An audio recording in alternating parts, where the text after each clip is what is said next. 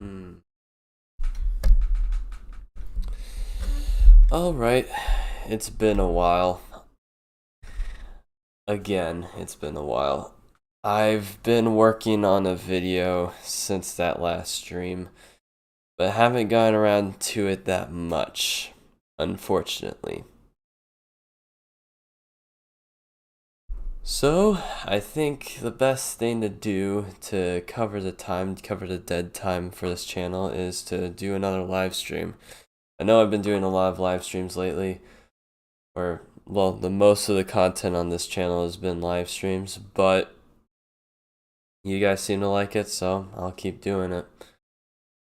Apparently, let's actually hold up. Let's get some music in here. I got some Persona 4 music, you know.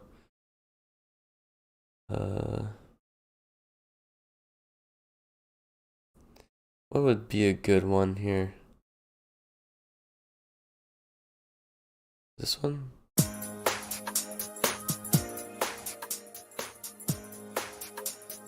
Alright. Alright, yeah. So, I'm gonna lower the volume on this. So, yeah, most of this channel's content has been live streams, but you guys seem to like it, so I'll keep going. I'm still making a video on a chapter analysis video on Norn Greyrat's chapter. I finished the script on that, finished most of the recording on that. So far it's like a 14-minute long recording, so that's gonna take a while. That's gonna take a while to finish. So until then, I get to give you guys this live stream in the meantime.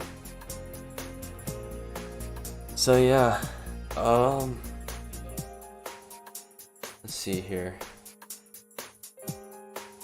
So we have volume 19 to read.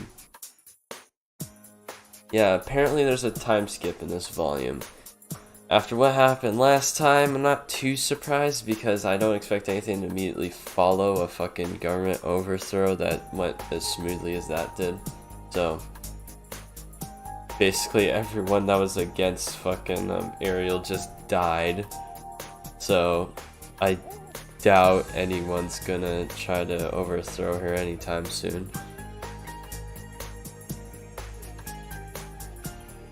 And it looks like, from the sounds of it, hey, how you doing? It looks like this is gonna be another slice of life volume. I mean, we've had some good good slice of life volumes, and there were some pretty cringe slice of life chapters. Specifically, the really cringe-worthy Roxy situation that we had at the end of last volume. That was some weird shit. What's the next one? Oh, okay. We'll keep this going. Yeah, I'm just gonna have Persona 4 background music in the background while I just ramble for a little bit. Yeah. So, I'm really excited for how this next video is about to go. We have, in case you haven't heard me say it before, the recording's around 14 minutes long right now. I haven't gotten rid of the dead space yet, but that's... In this volume, Eris expands her hair. She's already married, bro. What the fuck is happening? Is it gonna be another Rudia situation where Eris instead marries a bunch of other people? That's gonna be fucking weird. Anyway, might as well. I mean, Rudius is going for 3 people. You see what?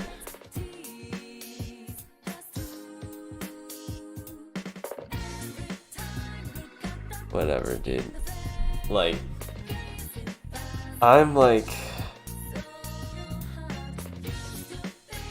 very... I like my script. I like my script for the Norn video, but unfortunately, it required me to voice act as Rudius.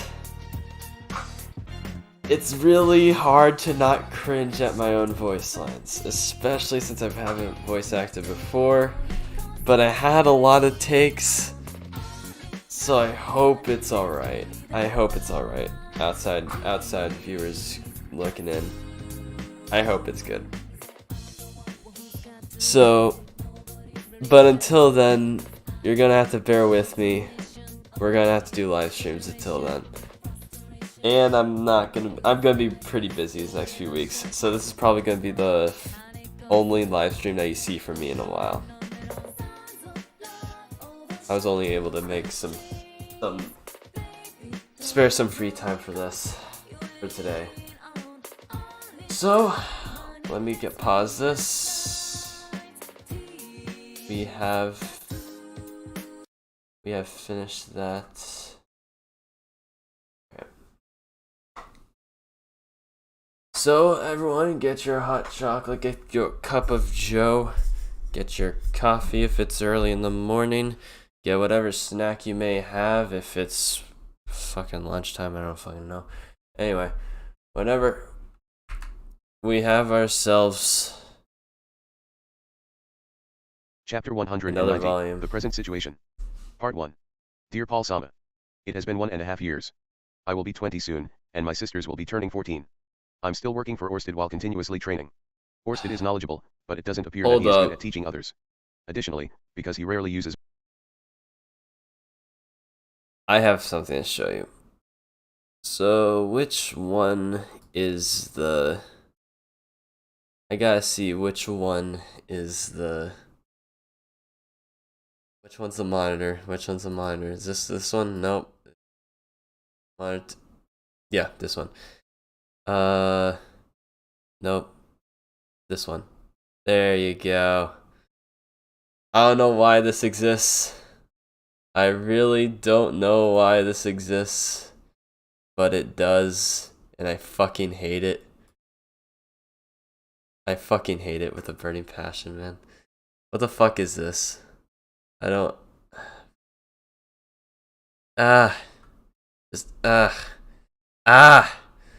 Fuck this. I look up volume 14...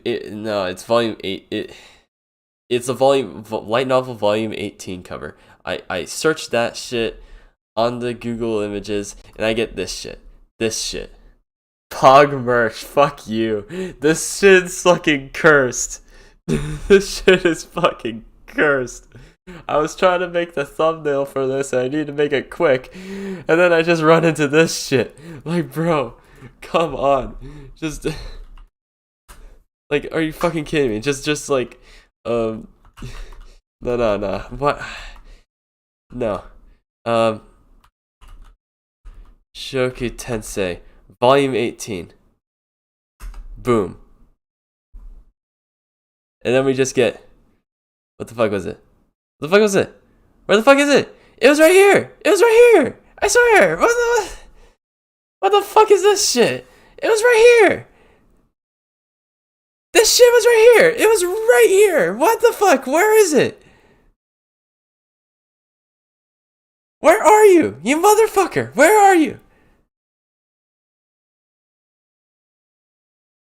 Yeah, different timing today. This is like the only time I could spare for this stream. Bro, where the fuck is this picture? I found it here. Just searching. Oh wait, no, it's the cover. The cover.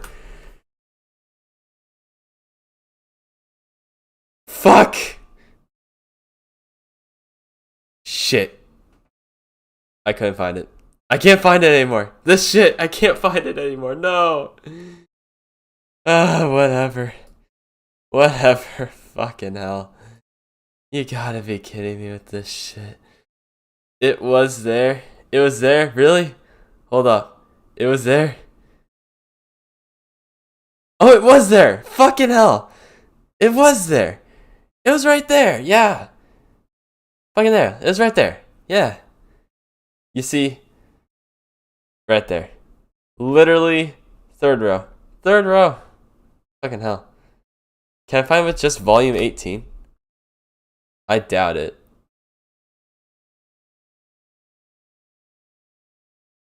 Come on, bitch. Come on. Fuck, it's not there. By the way, that's fucking Pog, but whatever. Anyway, back to the fucking good shit, I guess. Alright. And apparently Orsted's not a good teacher. Sag. Magic. There is no demonstration.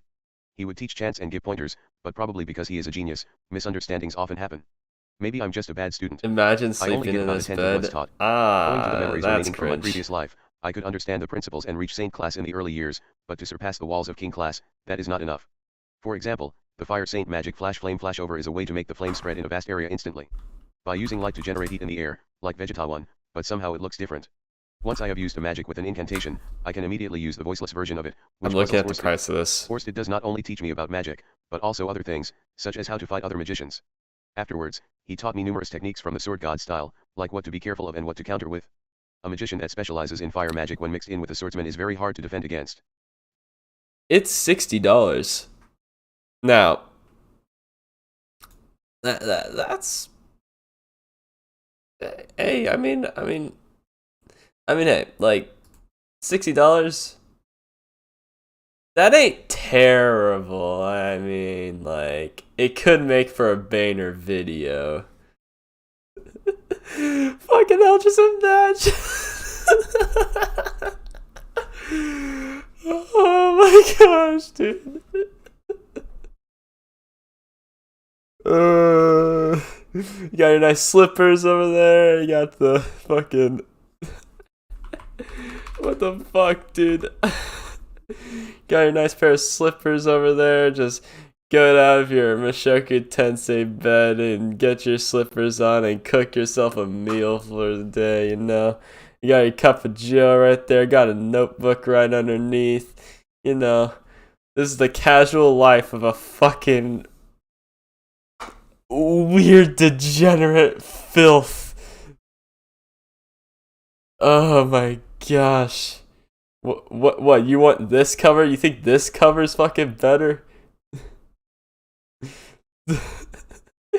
Yeah, my fucking bed has a baby on it. My bed has a fucking baby on it. What do you have? Fucking trash, that's what. Oh no. What's the shipping? I want to see what's the shipping. $10 shipping. Not bad. Not bad at all. Not bad at all. I'll get back to the fucking Mushoku Tensei volume. Fuck you.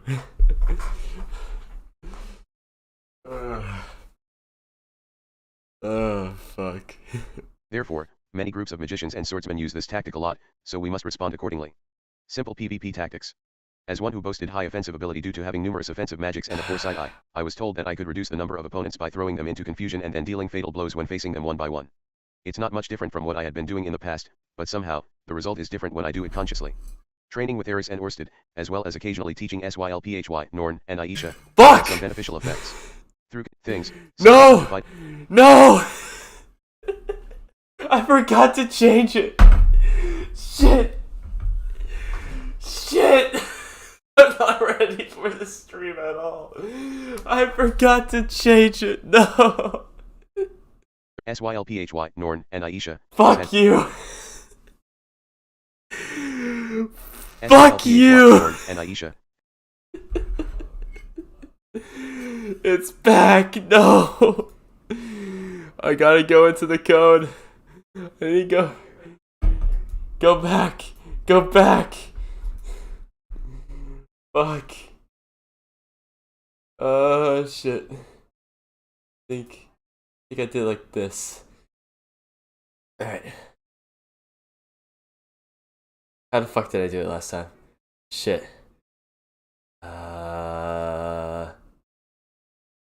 No. That doesn't work. Come back in style. No, fuck you. We're changing it. We're changing it. Edit book. There you go. Fuck. Okay.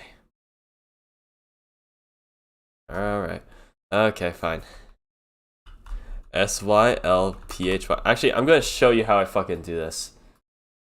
I'm gonna show you how I fucking do this shit. Alright. Just got here. Put the stream in 1.5. Alright. Fine. Go ahead. Anyway. Let me just... Fuck. Let me show you. No! Fuck. No. Inception. I don't care. Anyway. Here we go. Here it is. Here's how I do it. I know the whole thing's not in there, but I don't care. How did I spell it? Yeah. Replace that Y with an I. And then replace all. Yes. And you have to do this chapter by fucking chapter. Replace all. Are you sure about that? Sylphie isn't mentioned once in that chapter? What the fuck? I'm getting cheated out of this shit. Fuck you. Please tell me she's at least in this one. Alright, finally. Cool thing is, I get to see how often Sylphie shows up. Okay, and she's not in that one too much. That's fucking hell. Yes, this is pretty brain dead. I forgot to do this, but, you know, whatever. It's fine. We're all good. Oh. Oh, it did it. It's... Okay.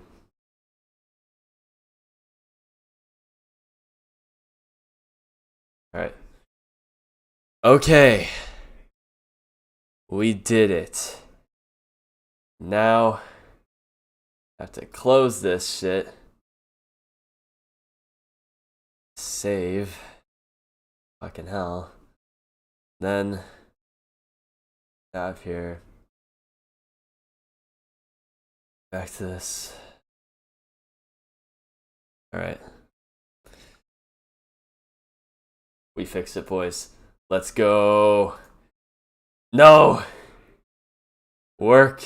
Yes, okay. Here we go. Afterwards, he taught Sylphie, Norn, and Aisha has had some beneficial effects. Yes! Through continuous training, I have attained Yes! Saint Class Fire and Wind Magic, Saint Class Healing and Detoxification Magic, Intermediate Class God Barrier Magic. It's very good progress for only a year. I can see that I have been fooling around too much in the past. Point 2. However, despite my other gains, drawing a summoning magic circle is still quite challenging for me, and I can't draw it very well. I can't be playing around now if I want to master so many arts. Anyway, I have grown a little stronger. Training with Orsted has also helped me do his jobs. After the uproar in the Azura Kingdom, there weren't many difficult jobs to handle. For example, helping an adventurer that was trapped inside a labyrinth. Or helping a merchant stranded inside a forest about to become a demon's meal. Or going to a slave market, purchasing a slave boy, and selling him somewhere else. Well, these were odd jobs. My work is mainly helping other people. I also enjoy it. Basically, those who we help now will become useful to Orsted in the future. For example, we helped a young female dwarf thief called Talchi the other day. She wasn't important, but her son would become the Assassin's Guild leader in the future. He would also become a man that would assassinate a certain person, but if that dwarf girl is killed, it will become Orsted's loss. Of course, it doesn't really matter since Orsted could go to kill that certain person, who would get in his way in the future, himself. But by helping step by step while considering the future is also a way Orsted could preserve his magic. By changing the past, he saves himself trouble in the future. It seems the key is to make sure that Orsted is in his best condition for the decisive battle. Orsted has learned what to do for someone who might die young from his long loops. Which will lead to this person will give me an advantage in the future. By adding me into his team, he could move more efficiently than in all the loops he previously experienced. It was similar to directing someone with hand signals randomly. That's what I'm doing, but I'm also somehow making some friends. That's basically why Orsted doesn't help me. Somehow. He has something else to do in another place. Somehow where making... the important flag has to be set, he will go there Somehow himself. making friends, you know. Hitagami also somehow. doesn't interfere that much. Who fucking knows At least, how? he doesn't interfere when I'm moving alone. If you look at it, it's probably because he's interfering directly with Orsted, as the missions that Orsted does are probably critical events for Hitagami. Although, there were times when I worked directly with Orsted. When I do, one or two of Hitagami's apostles will definitely appear. Strangely enough, it was never all three at once. Maybe one has been working behind the scenes. For now, I'm not worried at all. Is it alright that Orsted is only doing some odd jobs? More than that, why doesn't he take any offensive moves toward Hitagami? When I asked him about that, Orsted only shook his head lightly and said, according to the future diary, Hitagami is still trying to change the future. So, it's okay with what we're doing right now. Hitagami is trying to change the future. By my prediction, the next big confrontation would involve Cliff. In the diary, Cliff was dead. Hitagami is probably involved, Yeah, I but I just can't did a be sure of quiz that yet. before this. Orsted also hasn't told me much before about this this matter. stream. Anyway, I do my Finally job, got that report back grade. to the office, meet my Yay. friends and my family, and then do some training in my spare time. Such is my life. Part 2. Oh, and speaking of work. I also implemented some long-term solutions for work. First is the office, the hut in the Magic City Sharia suburbs. The place where we made the Magic Armor 3 has become our office. Because it will be inconvenient for us to continue to use it as a base from now on, we have to renovate it. It is a one-story building, but inside there is a conference room, a sleeping room, and a research room. It's a good place to carry out strategy meetings and to some extent, sleeping. I mean, sometimes I need to rest a little because I am too anxious. Documenting and scheduling a meeting about where to go, what to do, and who must survive, as well as what kind of impact it will have in the future, there is no way I could remember all of that. Anyway, I also made an arsenal. That is where I put the magic armor and other magic tools or magic items, imbued products, I often use. Miniaturizing the magic armor was a success. But let's not go into the details on that right now. The armory has large amount of tools that I use for work. If stolen, it's worth an entire life's fortune. With that in mind, I used earth magic to lock it, but the thought that it might be stolen is scary. Maybe Orsted didn't want the hassle of managing the company's equipment, but it's something that needs to be done. Again, I should hire a manager. But that's not all. A basement has been added to the main office. It is a huge basement and is also a labyrinth, made by my earth magic. The basement is divided into 20 rooms, and there is a magic teleport circle in each room. When you step into one of the rooms, you will be transferred to one of the major places around the world. Well, that's the plan. Only 5 of these rooms have magic teleport circles so far. Azura Kingdom, Holy Kingdom of Meles, the Great Forest, Kingdom of the Dragon King, and the southern part of the Demon Continent. Only those so far. That's pretty fucking It's because OP. I also need to set up magic teleport circles at the destination as well. Also, Orsted doesn't go to places that have low population. It's but if not too many programming. people, teleport magic is difficult to set. It's Due to not this, the number of teleport programming. destinations are few. What the Of fuck? course, more will be added. It's just Control F Well, and replace. awesome. That's enough I may about be a work. computer I'm sure science you're bored of it major, by now. but that is I'm not sure the you're feeling fuck. That's impatient. not fucking Now programming. let's talk about the children, or rather your grandchildren. First, my eldest daughter, Lucy Grere. She is growing up fast. We Oh celebrated fuck, her he's not birthday even. just the other day. She could now This walk guy's and not runs even around the house watching with it a no live. notice sound. Well, After you'll she get learned some here when words, we get she here. began I to guess speak I loudly. don't I think it's fucking due know. to Eris's influence and Oh, the yeah, house has no. become lively. In addition, Sylvie also began to teach her magic and human language recently. This girl got a special education from the age of 3. Sylvie is becoming a teaching mom. When she puts on the triangle glasses for her night lessons with me suddenly become so intense. Well, let's set aside Sylvie for now, and talk about Lucy. She seldom meets me because of my work. Sometimes, there are times when her expression is a little surprised when I come back. It is a face that says, "Who is this guy?" It is very sad. However, if Sylvie says, "Greet your papa," she says, "Welcome back, papa." When she says it, she is so cute that I want to eat her, but what immediately follows is, "Where is papa?" As she faces me, and she hides behind Sylvie. I am very sad. The way this is going, it looks like I won't be referred to as a respected father by her in the future. If it becomes that way, I will be sad. Once, I brought Lucy to Orsted's place.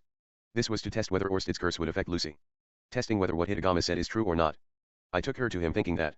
As it turns out, the curse did not work on Lucy. When Lucy met Orsted for the first time, she was showing beaming eyes.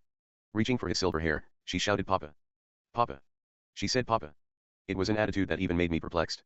At the time, I thought of Yeah, killing Orsted on Orsted the is spot. Lucy's papa, That's a lie. I'm sorry. 100%, you know? There is no way I would harbor such strong murderous intent. Yeah, I didn't have even a bit of interest in that. This is because Lucy is used The to seeing fucking Sylvie's white death hair, stare. and Orsted, who has a similar hair Papa. color, might look like a relative. When I told Orsted's name to her, she remembered the name immediately, saying Asutsu, Asutsu. It's how she pronounces it. While giving sidelong glances to my bitter face, Orsted went and gave a piggyback to Lucy. Lucy grabbed hold of Orsted's hair and tried to tear it off. When I said pulling hair is bad, Orsted gave me an interesting answer. "Don't worry, just this much won't hurt my Saint Dragon Toki." He doesn't seem bothered by my daughter's approach. Of course, since Lucy is cute. However, with this, Hitagama's words also increased in credibility. Orsted and my descendants will work together to defeat Hitagama. When I told Orsted about it, he responded with, "Do not trust Hitagama's words." And, he stared at me with a scary look on his face. I didn't mean to trust them, of course. However, I feel that not all of it is a lie. It is just a convenient way of thinking. However, recently, I started being able to read Orsted's mood, and Orsted's mood when playing with Lucy is good. Even I will drop my guard in front of such cuteness. Not only that, since he experienced the same things over and over again in his loops, of course he's delighted to experience something new.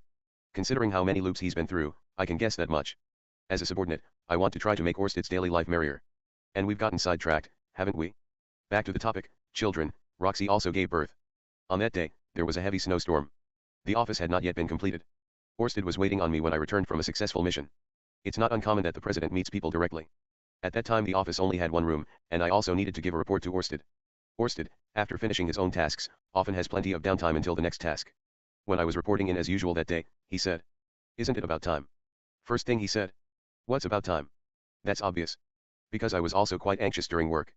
I did not think that I would say this to Orsted, but I am also a father, so I said I will give my report later, and left the office immediately. When I was in the street, I ran through the snow like a snowplow and returned home. After returning, Roxy was in her last month of pregnancy. I was there just before she gave birth.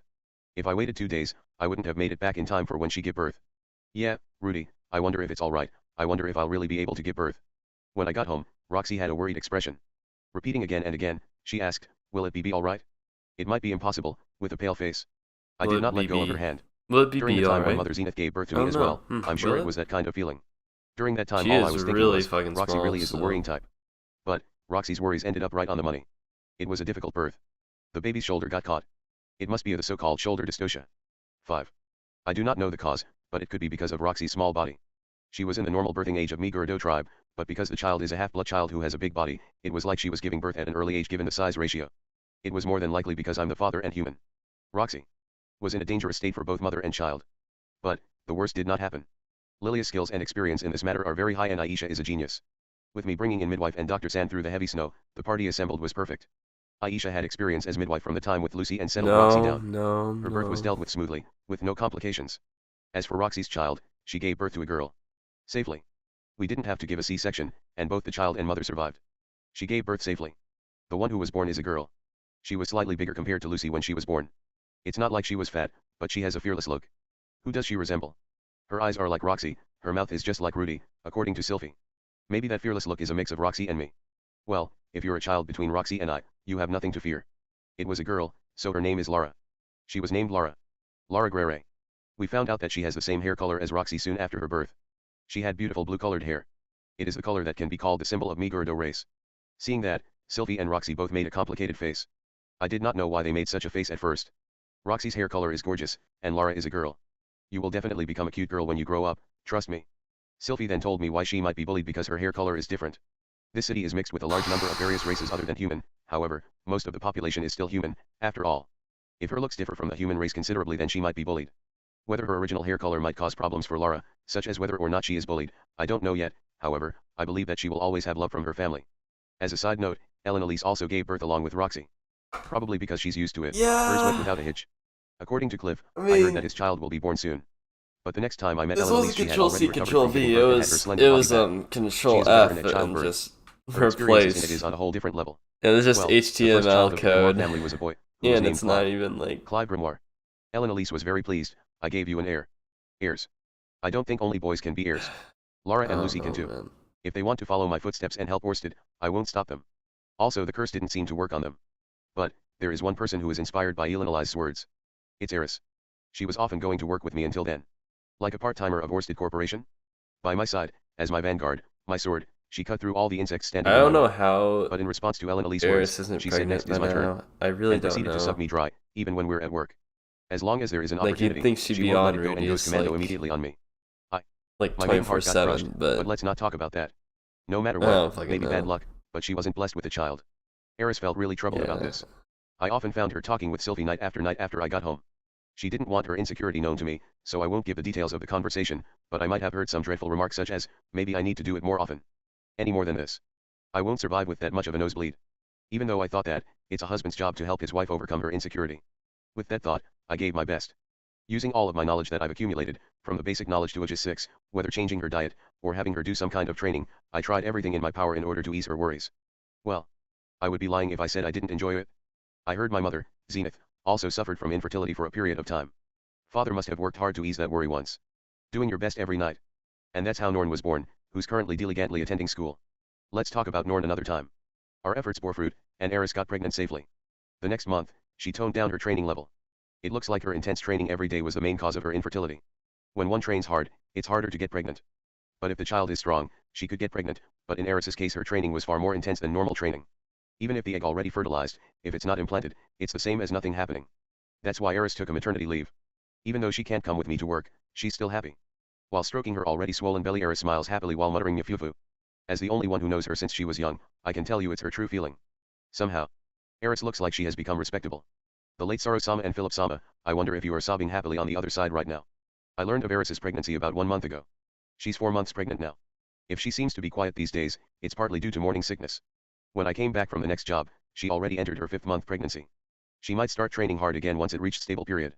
It worries me. I've sent a letter to Ghislaine the moment I found out. Ghislaine would be very busy now because Azura's king, who was on sickbed for a long time, passed away. Ariel will become queen soon. First Prince Gravel tried for his last stand, but that's already futile. It's not likely Ariel will lose to him. However, with that kind of rival, Ghislaine won't have any free time for the next 2 to 3 years. After Eris's child is born, we will try to visit Azura Kingdom. By the way, Eris only thought of boys' names for her child. So, I decided to think up a girl's name in secret. Whether it's a girl or boy, as long as the child is healthy, I'm good with it. So that's the wives and children. Family life, training, and work. Besides lacking time for my children, it has been a fulfilling life every day. Finally. It is about Zenith Okasan's memory. Please. There are still no signs of it returning. Fuck! At some point her emotions stopped improving as well. She almost didn't speak a word.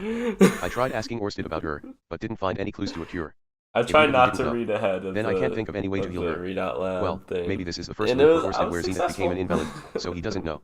Maybe some magic items, imbued products, exists that can cure her. I won't give up, I will definitely find a way to cure her. Anyway, I think for now we'll just be taking it step by step without worrying too much. Someone's telling me that's Dad, not gonna once, happen. in Holy Kingdom of Mealy's, you scolded me. That I'm ditching my mother and more worried about other women. Although I didn't intend to, please forgive me, with my current situation for now I have to defer her again. I will do everything I can. Sincerely yours. Dash. And with that I closed my diary like usual. Rather than a diary entry, more like a letter addressed to no one. However, by writing these things, there are days when I got a sudden motivation from it. With such strong motivation, I could move my body better. Alright, let's go. Feeling motivated today, I stood up, and went ahead toward the magic circle. My work begins. Reference to Vegeta from DBZ. Chapter 190. I fuck up every single time. There we go. Side story, one example of work. Part 1. Angelique Carantale, nicknamed Ange. Side She was born in story a small village in time, the west edge of the kingdom of boys. Dragon King, close to the jungle. Her parents were pharmacists. Ange was raised to become one as well. Before she reached adulthood, her parents died in a magic beast goblin attack, but that's not unusual in a village like this. After finishing their funeral, with the villagers' help, and overcoming her sadness for their death, she took over her family home and business. Ange has one person whom she could call a close friend. Fam Hindora. A hunter born and raised, she is both Angie's companion and guard. Her mother caught a disease that infects only adults, and her father was killed by a goblin one, along with Angie's parents, when they went in the forest together to collect medicine for her. In other words, Fam's father couldn't protect Angie's parents. Thus, Fam feels indebted to Ange. Once upon a time, Ange also begrudged Fam. But after some conflict, it was settled. Now, this duo of best friends is known to everyone in the village. Like that, these two people will be 20 years old this year. Oh. I wonder if there isn't a good man somewhere. Muttered Fam. Skillfully removing fur from her vest, and leather pants. 2. Wearing thick leather boots, carrying a long bow and quiver of arrows at the shoulder, and machetes on the waist. She is dressed like a bandit, and looks dirty. But, overall, it can be said that she is a beautiful woman with well-defined features. At least, he won't be in a place like this. Ange answered. She's a pharmacist, but she wears leather pants so she could move easier. There was also a knife strapped on her waist, and an adze as well. If there was a very large difference between these two girls, it was that Ange carries a large basket. The basket's contents were a variety of nuts and medicinal herbs, which were arranged orderly and took about half of the basket's total volume. These two girls, now inside the forest. They're harvesting medicine supplies for Angie's pharmacy. Well, he has to be rich, handsome, but naive, and a bit awkward in company of women. The kind that blushes full bloom from holding hands. Just an average guy for me. He doesn't need to be rich, as long as he's nice and normal. Ange, you have no dream. Fam, let's look at reality. In the village inhabited by these two girls, there is no such young man like in Fam's description. It's not like there is none at all, but most of them are already married. Milis devotees are not so much in number in that village. But having more than one wife is prohibited by law, other than the village chief of course. The current chief is almost 50, and already has 5 wives. He won't get married again. Also in reality, and if I get married, maybe it's with Dochin. Dochin, son of the village chief, 20 years old, he's the same age as these girls. However, he's already married to his fiancée who was selected since their birth. He also already has an heir. There is also a rumor that he will become village chief soon. If that happened, he could marry his second wife. According to the village tradition, when someone is appointed to become village chief, he must choose his second wife and marry her. It's the talk of the village on who will be his number 2 right now. For that man, there are plenty of unmarried maidens to choose from. Well, Dochin probably won't choose me. Fam was always bullying Dochin when we were young. No, what if he selects me to exact his revenge? And bullied me at night. I don't think so, Fam. I think Dochin is still scared of you. Because they're from the same generation, they often played and hanged out together from a young age. Rudius comes There were 7 of them, and Fam is a bully child from their and age. kills Dochin. At the time, Fam often made Dochin cry. Ange thought she Easy. would end up marrying one of them someday, but unfortunately that didn't happen. Easy. From those 7 childhood friends, 3 Easy of them left the mission. village, leaving only Or 3 so women and just Dochin as a lone ask me bachelor to in their kill some generation. random guy. Dochin then married his We're fiancée, good. so Fam and Ange ended up as leftovers. But, I think Ange has a chance, since you're so cute. Well, I won't. Cause I'm the only pharmacist in the village. I can't work if I married the chief. It would just cause trouble for the village. No. You will somehow manage it, and has some remembrance about his time 3. I hope you are right, ha ha ha ha. And, Ange said that with a laugh. But, the truth was she was thinking about something else entirely. I wonder. That. A prince, won't come and take me as his wife, huh? Although Ange told her close friend to look at reality. When she was a child, she heard such a story from the bard, and longing for it. It is a story of a little adventurer with blue hair. Point 4. She was journeying alone as an adventurer from Millis continent to all over the central continent, becoming an rank adventurer in no time. That story made her young heart race. But still, at that time it was just a simplistic story from the other side of the world. But it's no longer just a fantasy, it happened 10 years ago. A certain adventurer appeared in the village vicinity 10 years ago. On the way leaving the forest, she tried to reach Westport. That adventurer stopped at Angie's village. A small adventurer with blue hair. She was just like how the bard described about her. It was in that moment that the other side of the world, the story became reality. She stayed overnight in the village, and told the 10-year-old Ange at that time about her adventures. It's not a fantasy story product from someone's delusion, it was a real story. Fam's eyes shone when she heard her story about her fight against the boss of the labyrinth. Angie's heart was racing when she heard the part of entering a labyrinth searching for a cool man was the purpose for her adventure. The adventurer succeeded in capturing the labyrinth but still failed to fulfill her purpose. That story nevertheless left a great impression in Angie's heart. From that day after she heard the story onward, Ange had some kind of admiration for adventurers. Sometimes, her head was full of such longing of delusional encounters. She was in a pinch from being suddenly attacked by a demon, suddenly a prince gallantly appears to her aid. And to that person, she offered herself as a form of gratitude. Kia. And, it's where her delusion come to an end in agony. The longing is just longing. A delusion is just a delusion. There was no way such a convenient thing will occur, and Ange knows about that. Delusions about such marriage is only a pipe dream. Mere fantasy. The Ange now was only looking properly at Hold reality. up. 5 years. No.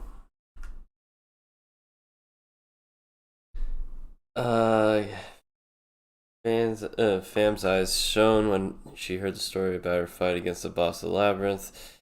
Angie's heart was racing when she heard the part of entering the labyrinth and searching for a cool man. I mean, I guess that's Roxy, but she wasn't searching for a man. Were they? I don't think so. They were just trying to get deeper into the labyrinth. She was. Alright.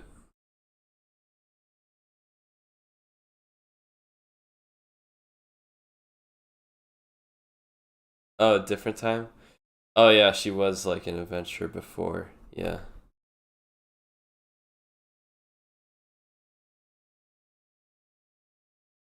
I remember it was her dream to find one in there too. Oh. Sure. The Ange We'll now go was with only looking that. properly at reality. But I 5 think years I'm ago, pretty she sure felt she a might feeling be of sadness referring and to a loneliness from different losing her time, parents, maybe. and she hated those feelings. Ange, be I careful, don't know. we're entering that guy's territory. Yeah, I know. They have come to a cave in the deepest part of the forest. Ange places her basket by her feet. This time, these 2 girls came to this cave in search for material for a certain medicine in this cave. A disease called Iberry disease, which has become an epidemic in the area. The main ingredient for the cure is inside this cave. It cannot be helped, if it's for Dochin. Yet. Currently, the son of village chief Dochin was Did I infected by skip a Iberry disease. page? The Iberry disease. No? The Ange now was only looking, cannot be helped, if it's for Dochin. Yet. Currently, the son of village chief Just Dochin was when I infected by skipped a Iberry page, disease. but no. The Iberry disease, it's a disease that spreads all over the body and will cause certain death, if the patient didn't drink the medicine within 10 days. However, there is a sure way to cure it, that was by using intermediate detoxification magic, and it's not contagious. From this view, it is a disease which isn't dangerous in most of the world's cities. But, this deadly disease is feared in a remote area like the village where Ange lives. Because it takes at least 10 days to travel to the nearest city, where an intermediate detoxification magician could be found. That lives Their childhood lives. friend and future village chief, Dochin, is inflicted with such a disease. For that matter, this same disease is also the one which caused Fam and Angie's parents' deaths. Fam's mother was also infected by Iberry disease. In an attempt to cure it, Angie's parents and Fam's father entered the forest to search for its medicine. And perished. It is a disease that caused these 2 girls' relationship to become closer. And that accursed disease is now sinking its poison fangs into their childhood friend. Carefully, the 2 girls take each of their steps. The ingredient for the medicine is a flower that only blooms at the foot of this cliff. They don't need a lot to make a single portion. Just 5 or 6 petals. With that amount, it's enough for one person. Gulp 5.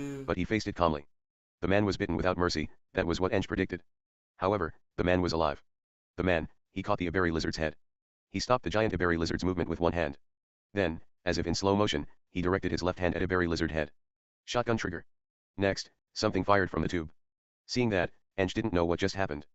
But she concluded that it fired something at very high speed. Dude. After Eng's point of view, it was over in a flash. Because the Iberi lizard's head has already vanished from this world.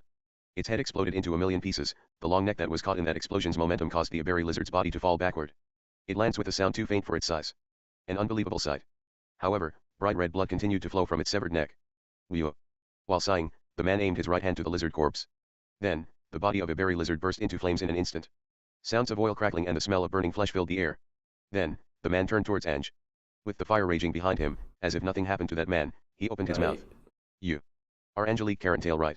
Yeah. He suddenly said that with such a goofy voice. Or, Miss Fam Hindora. Yeah, see ya. How did you know my name?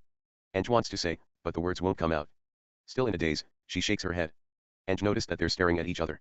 I came to help. Hearing those words from that man in grey robe, Angie's heart started beating loudly. Part 2. The man called himself Rudius Grere. While casting skeptical gazes at Angie's unquenchable throbbing chest, he applied healing magic to Fam, who was treated in an instant. Although Fam's consciousness didn't return immediately, even injuries such as broken bones, her leg that was almost torn, and purple bruises on her skin were immediately healed. He explained that he had been asked to come here by a certain person to help Eng, but he didn't reveal this much about his request. Also, Eng has no idea about who could have asked him to come to help her. Regardless of what has happened, it was good that I just barely came in time this time. Ah. Right. Rudius is walking through the forest while piggybacking Fam. Eng is following with her basket of flowers and herbs. While walking, she is frequently worrying about her appearance. No doubt about it, my hair is disheveled, my clothes also covered with mud, maybe. Yeah, my face looks so dirty. Oh, what must I do about I it? got working Is my like appearance a mess? She was blushing every time Rudius turned around, and turned to hide herself. It seems Rudius didn't mind such attitude. Rather, it's like he convinced himself to not look at her face. Without looking back, they walk in silence. He looks back once a while, but it's really only once in a while. Ange wanted to see Rudius's face more. What can I do? Soon we will arrive at the village. And then he will be treated like a hero. Defeating the lizard, he saved the village. What should I do? If that happens, I'm sure it won't be possible to talk to him. And then, Ange saw Fam's figure piggybacking on Rudius and burned it into her eyes. Her ample bosom is successfully pressed against Rudius's back. Seeing that, Ange felt a little jealous with her. Well, Rudius-san. Yes, what? Rudius looking back at her remaining expressionless, and Ange riding on that momentum. About, Fam. Isn't she heavy? It's alright. But you've already been carrying her since a while ago, don't you feel tired? No, I always train myself, so this level of activity won't make me tired. Saying so, while rolled up his robe Rudius showed her his upper arm. Although his biceps was not visible because of his black armor, for some reason while watching it Ange was impressed by the words of after all, I'm always training myself. Then Rudius struck his hands with pop. Oh, yeah. I'm sorry I'm not being considerate. What? What, did you notice it? And, Angie's eyes turned into black and white. Rudius said that with a smile while showing his shining white teeth. Say, Angelique-san, I'm a bit tired. Shall we take a short break? By the way, his teeth shining is only Angie's delusion. Oh. Yeah, I'm sorry and thank you very much for your hard work, please take a rest. And please just call me Ange by all means. Ange. Okay. Rudius, slowly put Fam down, then sat himself on a fallen tree.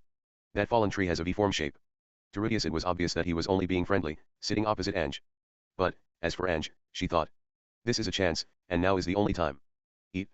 As it is, Ange sat down next to Rudius. Ange could feel that Rudius was a little startled. I wonder if it feels unpleasant. She takes a glance at his face. Rudius had an indifferent face. But, his expression didn't look like he dislikes it. He is just confused. From what Ange guessed, and from her lips an excuse leaks immediately. Sue, about this I'm sorry, I was scared. Well, even now I'm still scared, let me sit beside you. Oh. Yeah, if that's what you mean. Ride on the momentum. Ange was going all out. To the end the holy war. Oh, and thank you very much. No, wow, it's dude. fine because it's my job. Though Rudius's attitude looked unfriendly, his eyes swam right and left overlooking Ange. Ange followed his line of sight. She's wondering what he sees. Around her neck, her clothes are unbuttoned and her chest is exposed. In an effort to hide it in the moment, Ange hugged herself with her own hands. You ain't got a It seems that Angie's chance, attempt to be not Ange. interrupted I'm is already sorry. going beyond the horizon.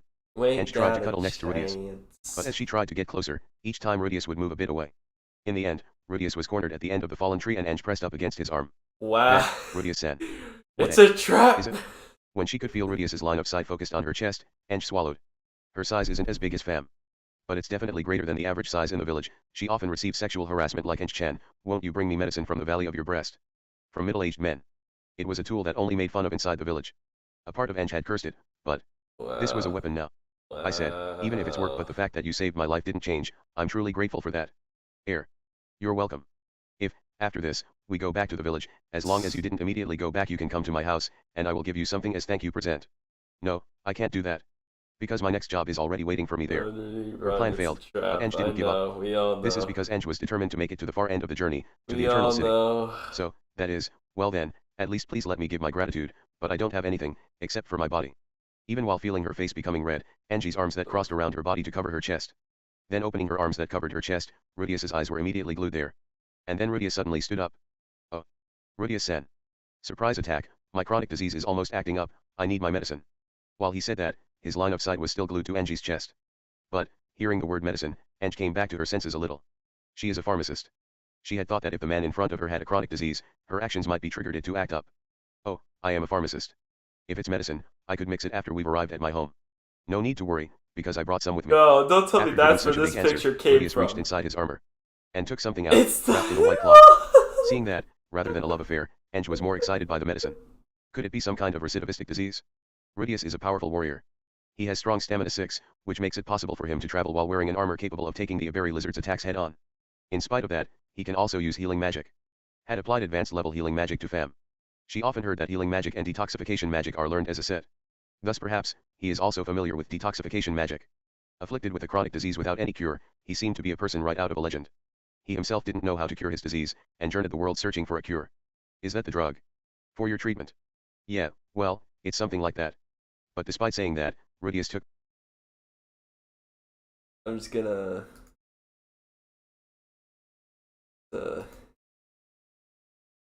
This glorious image. That's where this image came from.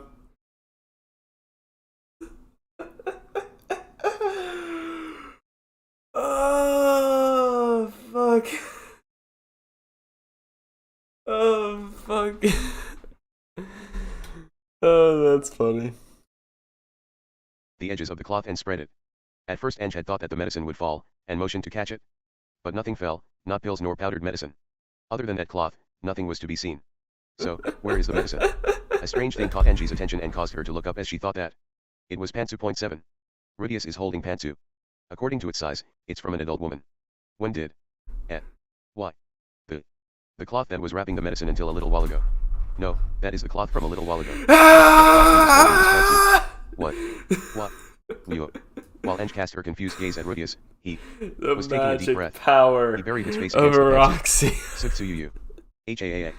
He exhaled a deep breath. Oh, Suha, bad habit, Suwa. As he said that, he continued to take breath after breath. Smelling and smelling, sometimes he snorted. He was completely mesmerized by the pantsu. At that sight, Ange was terrified. The scene made cold sweat run down her back, she could not move nor make a sound. She was perfectly still, she couldn't do anything but look on in horror at Rudius. Leo. Rudius finally ended his bizarre ritual 5 minutes later. Oh God, I give my thanks to you.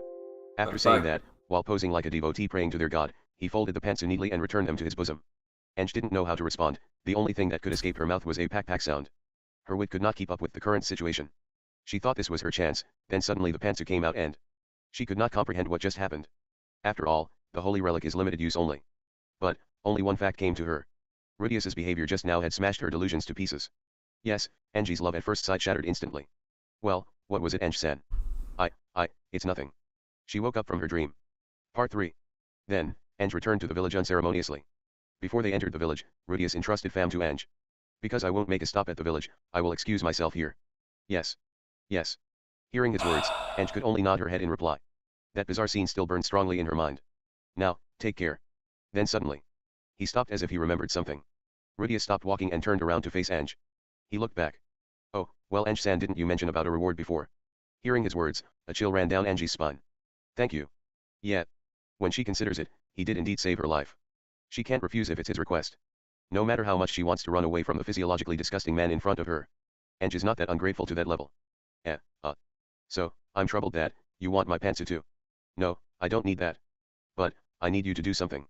And, what do you want me to do? Oh, what should I do?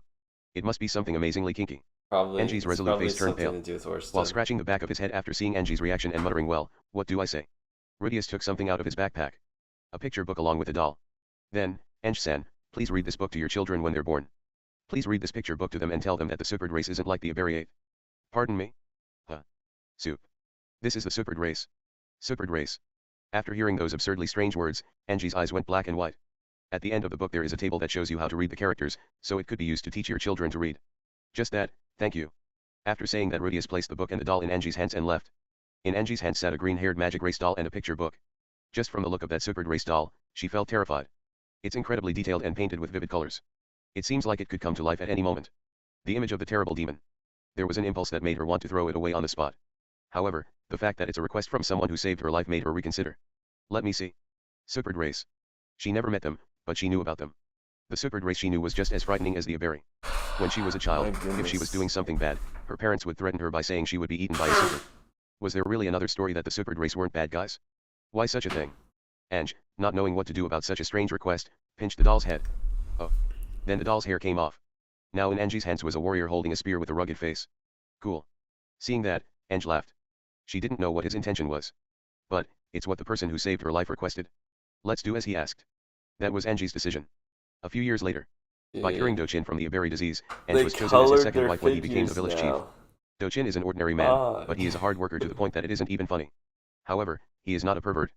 While feeling grateful for that fact, Ange raised their children while reading that picture book for them. Over time, the story from the picture book became a staple for the children in the village. The story of the bald warrior from the supered race carrying out justice. Later it spread through the neighboring villages. But, that's for another time. TL, the previous text using magic beast kanji. Yeah, Ruijerd. Ruijerd, yeah, let's go. That it isn't even funny. He's becoming well known among the people. The people of random ass villages. I mean, hey, a little bit at a time, right? Just a little bit at a time. We'll work on it, you know.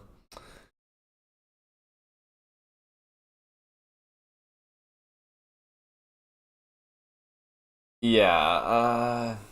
Will it be animated? I'm not sure if it'll be animated because it's a side story, but I mean, come on, dude. This is like an infant. This is fucking beautiful. This right here is the best thing to ever be seen.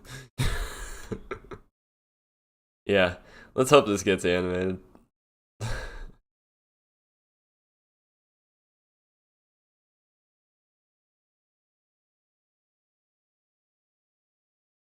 That was one of the only side stories that you skipped. They've actually animated all the side stories so far. I mean, the the Goblin Slaying one's the OVA, so I'm not too. Yeah, I'm not too hopeful that it'll be in the actual series, but we'll see. For real? Yo, what's up? I actually need to move the alert down. Yeah, that'll work. That's a bad spot for a notification. But yeah, thanks for subscribing. Anyway. Yeah, so hello. So yeah. Very strange, very strange. Chapter 191, Borrowed Cat. Part 1. I finished work safely this time around. Rescuing the hunter fam Hindora that was supposed to die in that forest. When I heard the details on the mission, I thought it would be an easy job. Healing the village chief's son with detoxification magic, and getting rid of that fake dragon in the forest. It's very easy. What I didn't know was that fam was already inside the forest. I finally managed to catch up with them after anxiously chasing after them, but fam was almost dead. That was dangerous. When I got to her, she was already unconscious, which caused me to break into a cold sweat. While carrying her on my back, I continuously used healing magic on her. At the same time, Ange the pharmacist was with fam. She was also dangerous. Too voluptuous. That girl was certainly a femme fatale. One misstep and I might have pushed her down. It would have been instant death had I not brought with me the replica of the divine relic one just in case. Of course, I wanted to bring the original that is still enshrined in the altar, but there was no choice. If the other party were to ask, It's not even the true relic. It's a fake. You're telling me that this was a fake all along? What the fuck did... This is a fake? I don't understand. I don't understand. Why is this a fake? Why? Why? Why do you do this? This was a fake this whole time. It's not the true one. It's not the one that he kept with him all this time. It's not, dude, listen. It's a fake, okay? It's a fake. A replica is just saying it's not the true one. The true one is the one that he brought with him that he's had since childhood. That one is real. 'Tis but a replica. Fucking bullshit. Fucking bullshit, bro. No. No one too scared. Is too scared to take it out of the basement. Yeah, fair enough. But we're not gonna get a single drawing now. We're not gonna get a single drawing after this point of the real thing. I doubt it. I doubt it. Anyway, let's continue. for it back, I don't have any choice but to return it. So this was the only option. Anyway, I better get back home quickly. Go home and pat my daughter's head. Eat rice cooked by Aisha for dinner during the evening, and do erotic things with my wives once the night is out. It wouldn't be an exaggeration to say it's my raison d'etre. It is also no exaggeration to say that in my everyday life, I'm going back home only for that. While I was thinking of these things, I arrived at my house. As I approached the entrance gates, The beats branches Hello. suddenly moved and the door was opened for me. Since when can it do that? I wonder if it's an automatic door now. Oh my Meh. gosh. Jiro the armadillo was not in his bed. Maybe he's still with Roxy at school. Zenith was enjoying her lunch in the garden, while Lilia was airing the laundry. Upon seeing me, Lilia lowered her head and went inside the house. I'm home. 2. Oh, it's the voice of my brother. Welcome home 3 Ani-chan. Sorry, your sister is a little bit busy now to welcome you, but at least I could say welcome back. I heard that voice from the basement. That is Aisha's voice. I hear you. What was Aisha doing? I wonder if she is organizing her fertilizer? Welcome back, Rudy. While I was thinking of that, Sylvie came towards me from the living room. Behind her is Lucy, following her like a baby duck. I'm home, Sylvie. This time I feel so tired. Thank you for your hard work. Sylvie took my robe, then she cleaned it making papa sounds with the duster and hung it with a hanger. By the way, the magic armor was left at the office. Besides the entrance, I installed a large mirror. I'm looking like a young man that just entered society in this world. But, the me today was quite tired. I feel like a salaryman that just came home from work. Papa, welcome back. And when I looked at myself in the mirror, Lucy welcomed me. Her hair color is bright brown, and she looks dignified. She's almost 3 years old now and her face is handsome like an elf infant. Her ears are shorter than her mother's, but she looks very similar to Sylvie in her childhood. Just like that, she stood there quietly, and welcomed me. Oh. Papa, welcome back. AAA. Lucy, I'm home.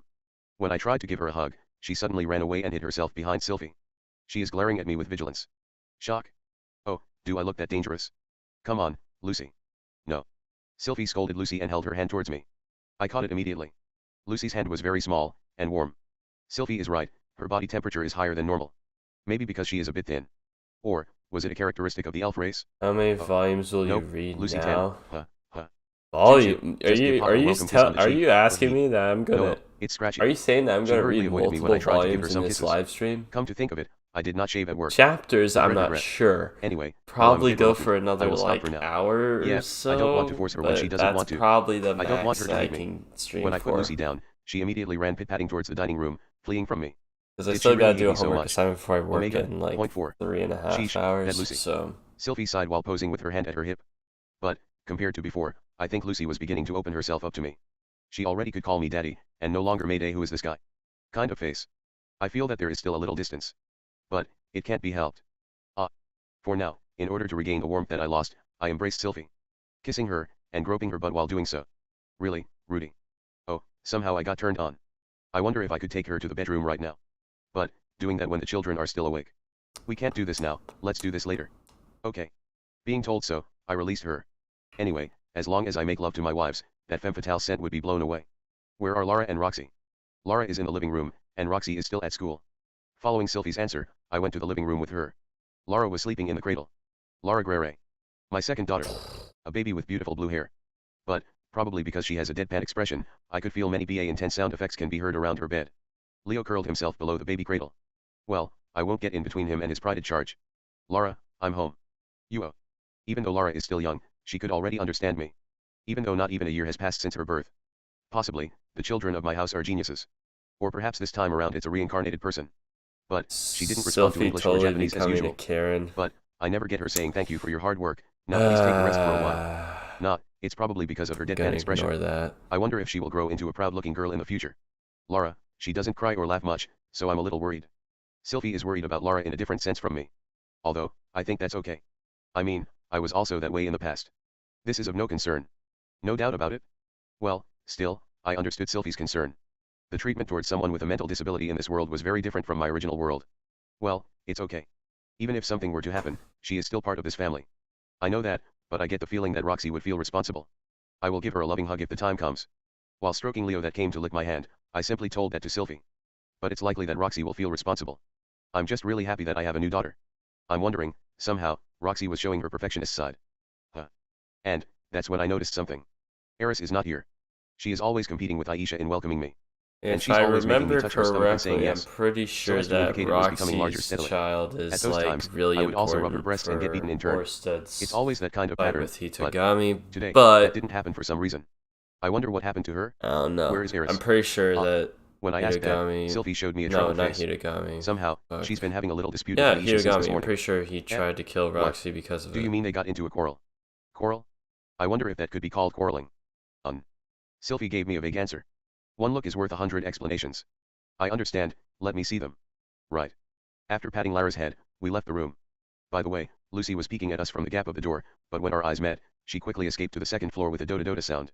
Even if I had the urge to chase after Lucy, I walked towards the basement first. Part 2. Going down the stairs to the basement, we found Aisha knocking on the basement floor's door. Erisne, come on, in this house we already have Leo, Jiro, and Beat. I know that. Aisha was knocking the door, and Eris was answering from the other side. What's the matter? Hearing my voice, Aisha turned her head. Ah, Ani-chan, listen. It looks like Erisne picked up a stray cat this morning, it kept meowing since this morning. A cat? So it's a cat. Well, Eris is indeed an animal lover. In my heart, I'm not as endeared towards them. But I quite like Leo, so I guess I'm in the dog faction. Everyone, we must answer goodwill with goodwill. It's not that I hate cats, but don't we already have 3 other pets in the house? So I told her to at least ask for Ani-chan's permission, but she wouldn't listen. I see. Looks like my input is necessary. For once, I'm the head of the family. We can keep it? Really? A joyous voice could be heard from the other side of the door. I think I need to pamper Eris, who is in her pregnancy, once in a while. Adding a cat or 2 won't affect the household too much, it's quite cheap. However, there is a baby and Lucy, and I won't be home so much. So, you must discipline it properly. Of course. I know that. Hearing Eris's joyful voice, Aisha turned her face towards me. Mew, then I must devote extra time to buy their food. Oh, so this is increasing Aisha's workload. Perhaps, her meter of taking care of the pregnant Eris is nearing its max. Aisha, I'm sorry. Don't worry, Ani-chan. After all, you gave your permission. I'm sorry, I will make it up to you later. Geez, there's nothing I can say, then. After gently patting her head, her mood improved somewhat. But, probably because she was loosening her hairstyle, her face looks a bit complicated. Then Eris, please open the door. Okay. After saying that, the door to the basement opened slowly. From inside, Eris's lips, forming a character, showed themselves. She's not showing any signs of weakness pregnant women typically have. So this is how king-class swordswomen take pregnancy. And, through the open door, I looked inside the basement. I examined the cat sitting down the basement, it breathed deeply and had a collar around its neck. It was a splendid cat. Though it was dirty, her ears were standing and her tail was waving to and fro. Not only that. What I first noticed were her breasts. Large breasts. I wondered if they are about the same size as Eris's. She is wearing torn rags, which could barely hide her chest and waist. Supple and plump thighs, healthy brown skin and a tail which moved freely. Ah. Boss, long time no see Naya. I won't forget this favor forever, Naya. This morning, on the way back I picked her up. Her name is Rania. Rania Dodorodaya. My senpai. A beast race female who graduated from the Magic University a few years back. Such memories. I get it. Alright. Throw her out.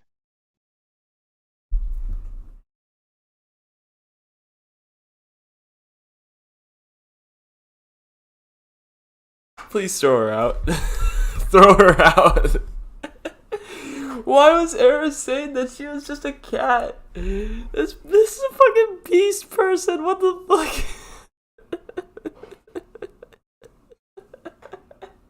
Can we keep it? What the fuck? Throw her out, man. Throw her out. I'm with Rudius. Throw her out. No. The door was slammed in front of my face. Part 3. It took an hour to make that door open again. After which we decided to move to the living room to hear her story. I see Anyway, nothing looks wrong like Eris here. picked up Shut the Rania fuck while up. accompanying Leo for a walk. She is already in her 5th month of pregnancy. After her condition stabilized, Eris started to take Leo out for walks again. Her first exercise is light walks. I could certainly feel her strong will. Well, I also think some light exercising isn't bad for pregnant women. While walking nearby the slave market area, that incident happened. First, from hiding, she told, that Rania suddenly leaped towards her. Then, following her were rough-looking men. Sadly, Rania's tail got caught, that's business. Fucking hell. Eris, after seeing that, immediately came to a decision. She drew the sword from her hip, giving help to the poor soul Nikomimi 5, and slashed the area between the two. She then brought the spoils of war Rania back home feeling triumphant. I am the one who helped her, so she is mine. I'll raise her. And, Eris was determined. Claiming the ownership over Rania like a bandit. Why, yes, I'm Eris-sama's property Naya. Rania saying that, she placed her ears above Eris's knee. Her body was still shivering, but I only saw a little shiver on her plump body. She was trembling in fear. How the fuck did you get here, by the way? Weren't you, like, gonna be, like, some adventurer or some shit? You gotta live your life and all that shit, and now you're fucking... How the fuck did this happen? Waving her tail to the strong, that's the law of the beast. Well, it's okay. But, by the way Rania, why were you on the street? No, why are you here in the city? Certainly, that day, the day we parted with Rania in an evening sun. Saying she will become a great merchant, as her gallant figure walked out of the city. And now, here she is wearing rags like a slave, and appearing dirty. Want to hear Naya? It's a long story, full of tears. Give me a short summary. Tears. I'm sure. I'm sure she left it town is. after graduating from the school, and said that she will become a merchant. She purchased goods from Azura Kingdom and took them to the north and sold them. She then purchased goods from the north, and sold them to Azura Kingdom. In other words, work as a peddler. For that reason, she purchased a horse-drawn carriage with loan.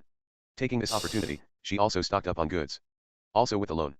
Usually, you would do a round trip to the next town by foot and do that repeatedly to earn little by little, but, in short, she wanted to earn big money in one trip. And, as a result, her debt interest increased and she was always in the red. Well, that's a given. Living in poverty day in day out.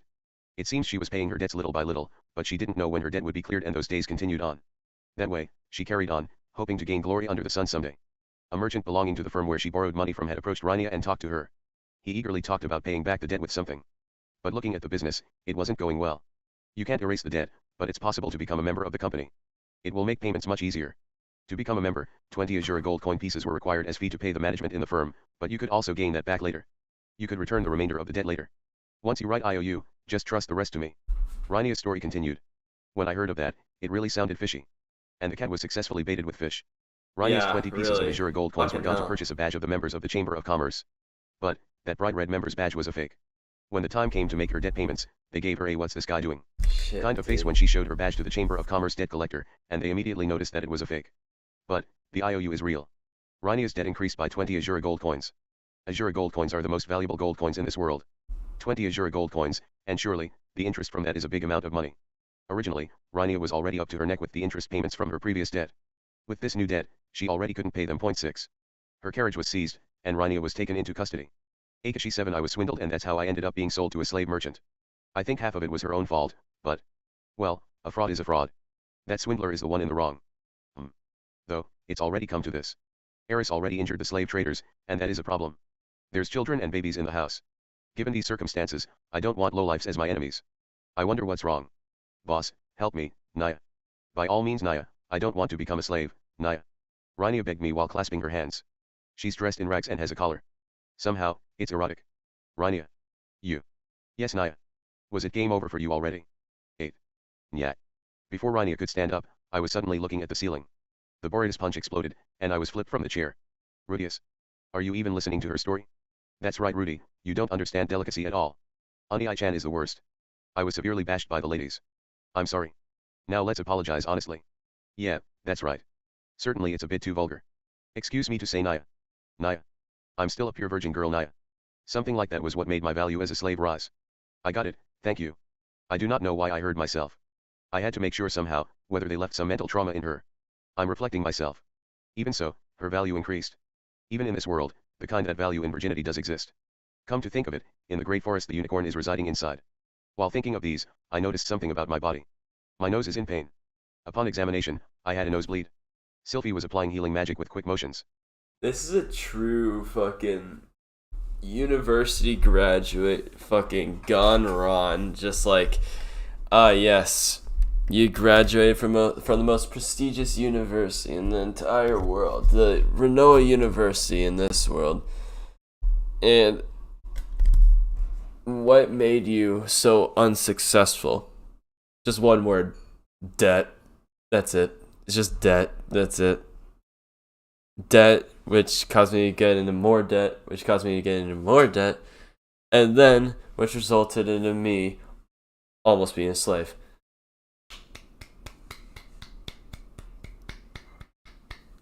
Fucking wonderful, man. Fucking wonderful. Dude, oh my gosh, bro. Fucking wonderful story here. Wonderful story. 20 fucking gold coins. What the fuck? It would result in a better future. Yeah, she has access to the fucking Magician's Guild or whatever the fuck. She has access to that shit. And she was about to be a slave.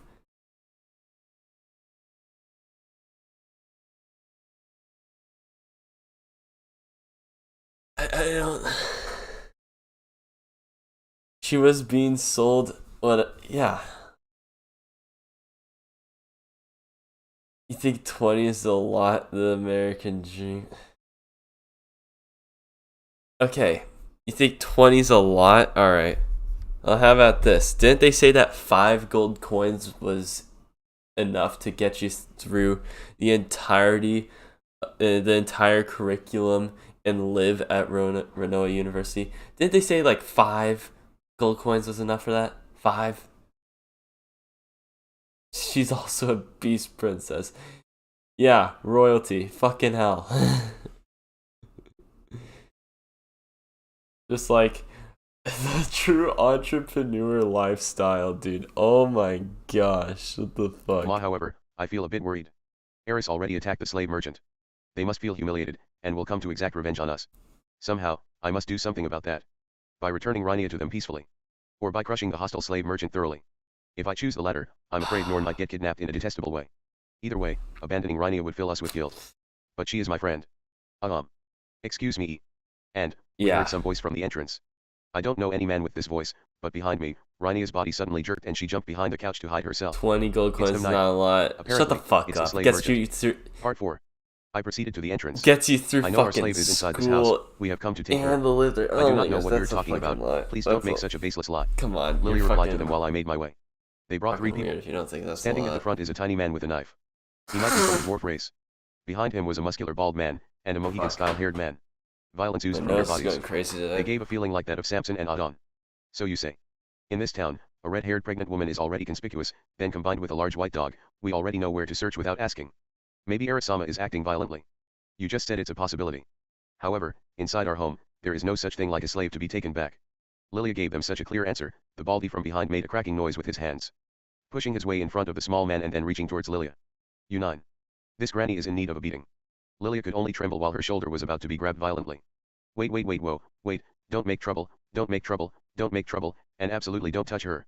She wasn't grabbed. Hearing what the little guy said, the baldy dropped his hands. Big brother, why? Usually it's always. You idiot. This maid is the nanny of that Rudius Grere, and the mother of his half-sister. If you dare to put even a scratch on her, your entire family will be annihilated. Hearing that, the baldy looked at Lilia and shivered. Well, I'm here for business. Look. If the Mad Sword King really came out from this house like the story 10. Heidi. And, that's when the little man noticed my presence. Without delay he rubbed his hands together and made a meek face. Oh, it's a pleasure to meet you, Rudius-san. It's an Ikikoi 11 voice. He is posing humbly in front of me and didn't touch Lilia. Well, I would probably get mad if that baldy even grabbed her. No way, I wouldn't go as far as massacring them. At least, I'm sure of that. I don't know about Eris. Lilia-san, I will handle it from here. I understand, Rudius-sama. Lilia bowed to me, and she retreated a few steps. She looked a bit reluctant. Nice to meet you. You are wrong. You are so wrong. Holy shit. Okay. You're fucking wrong. Alright, dude. Okay. To you. I'm sorry for butchering your name. Anyway, 20 gold coins is like $2,000. Hold up. Give me a second.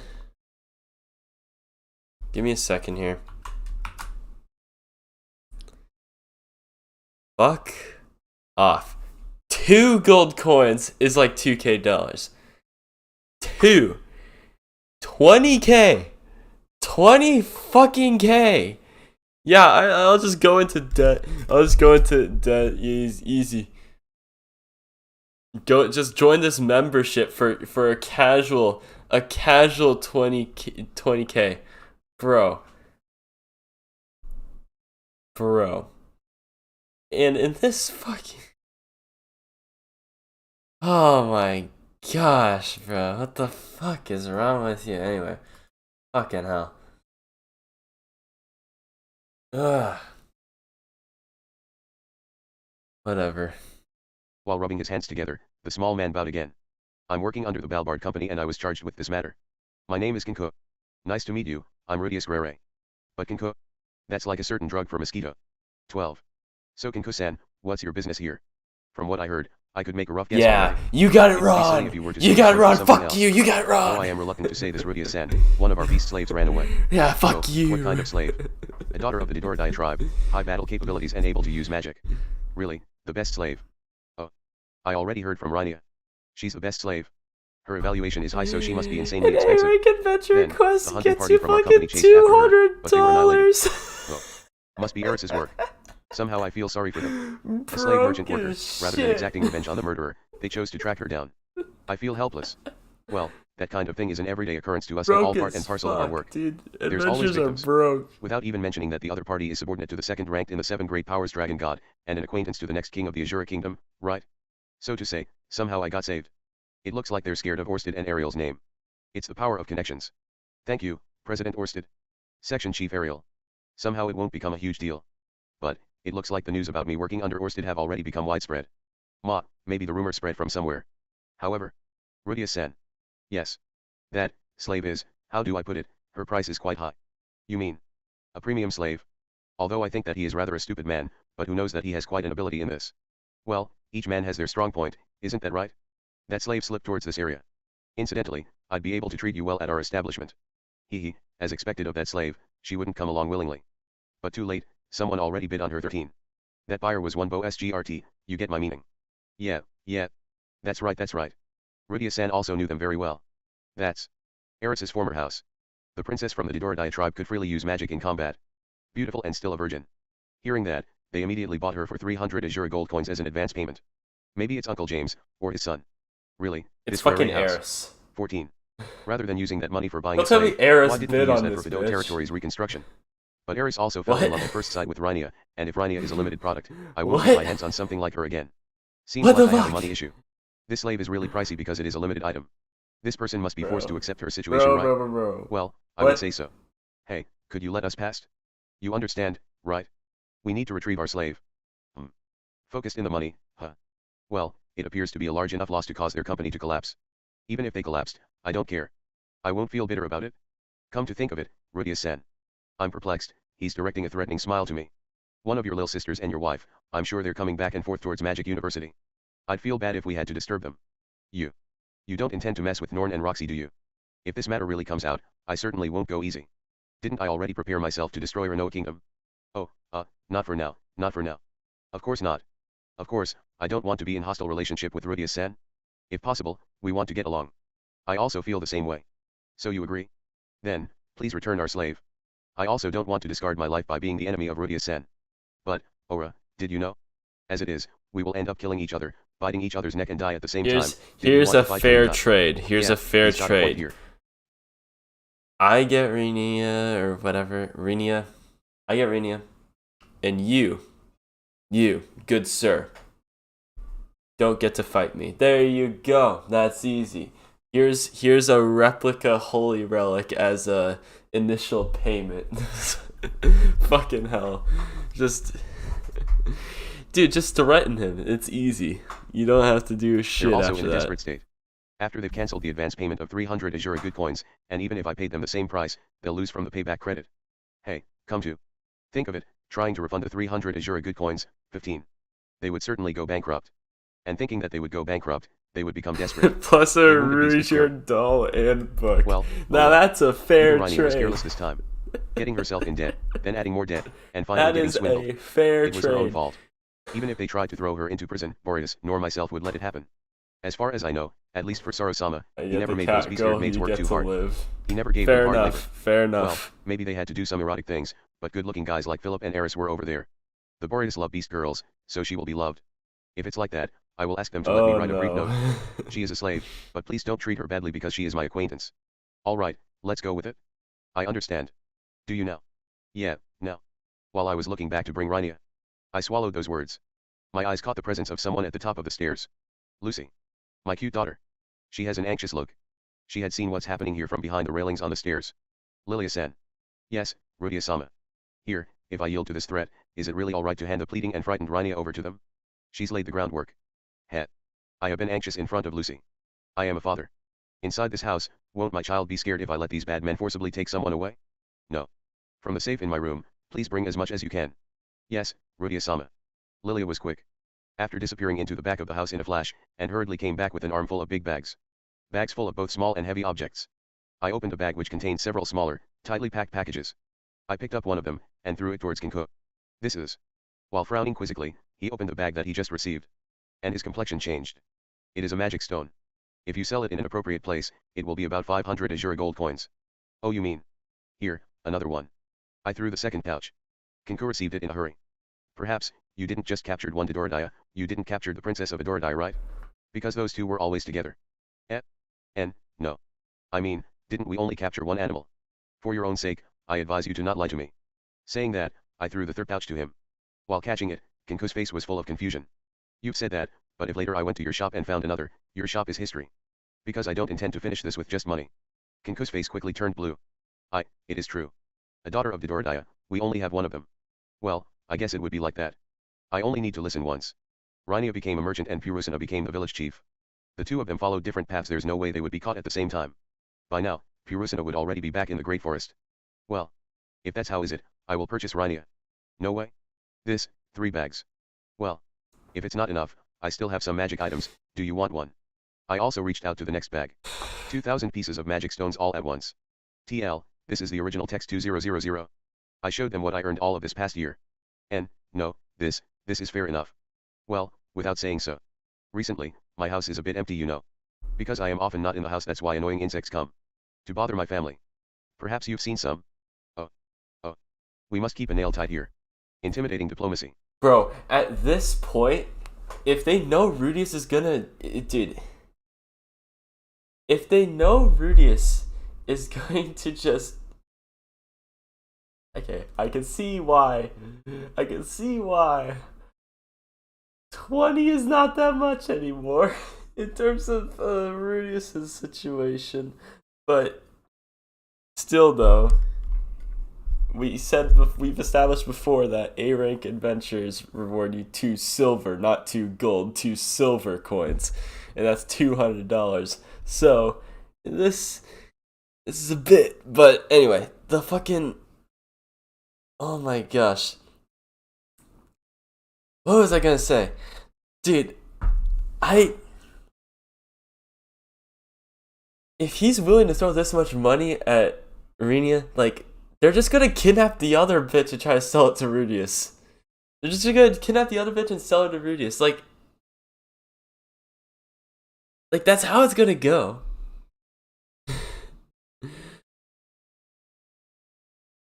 He's have several lifetimes of gold on these guys. I know. I need to increase the size of this.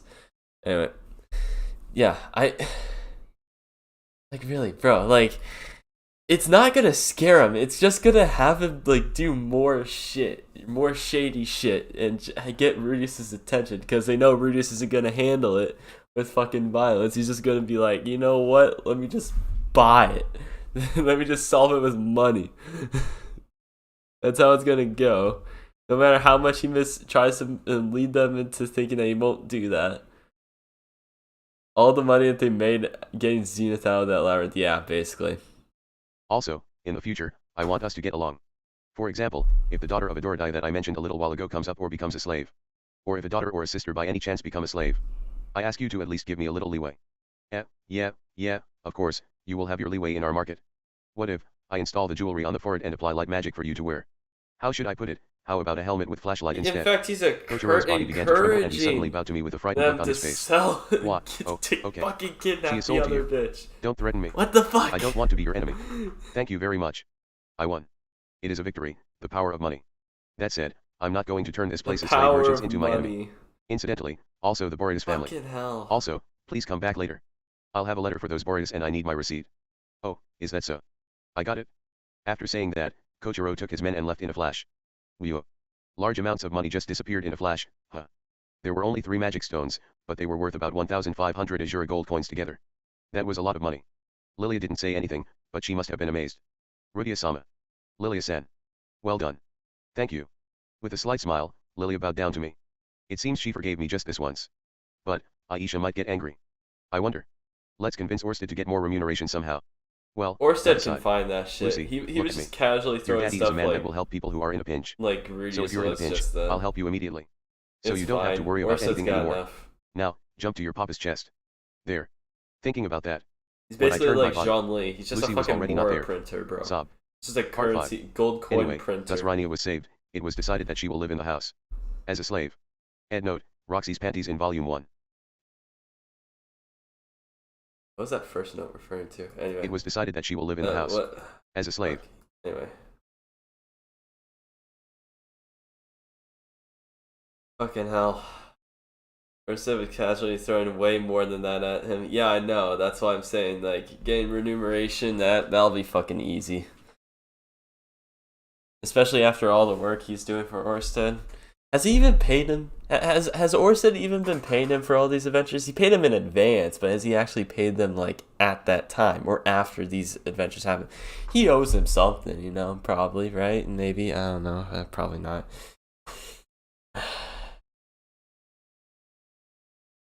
Lucy's heart cannot be bought, Rudy.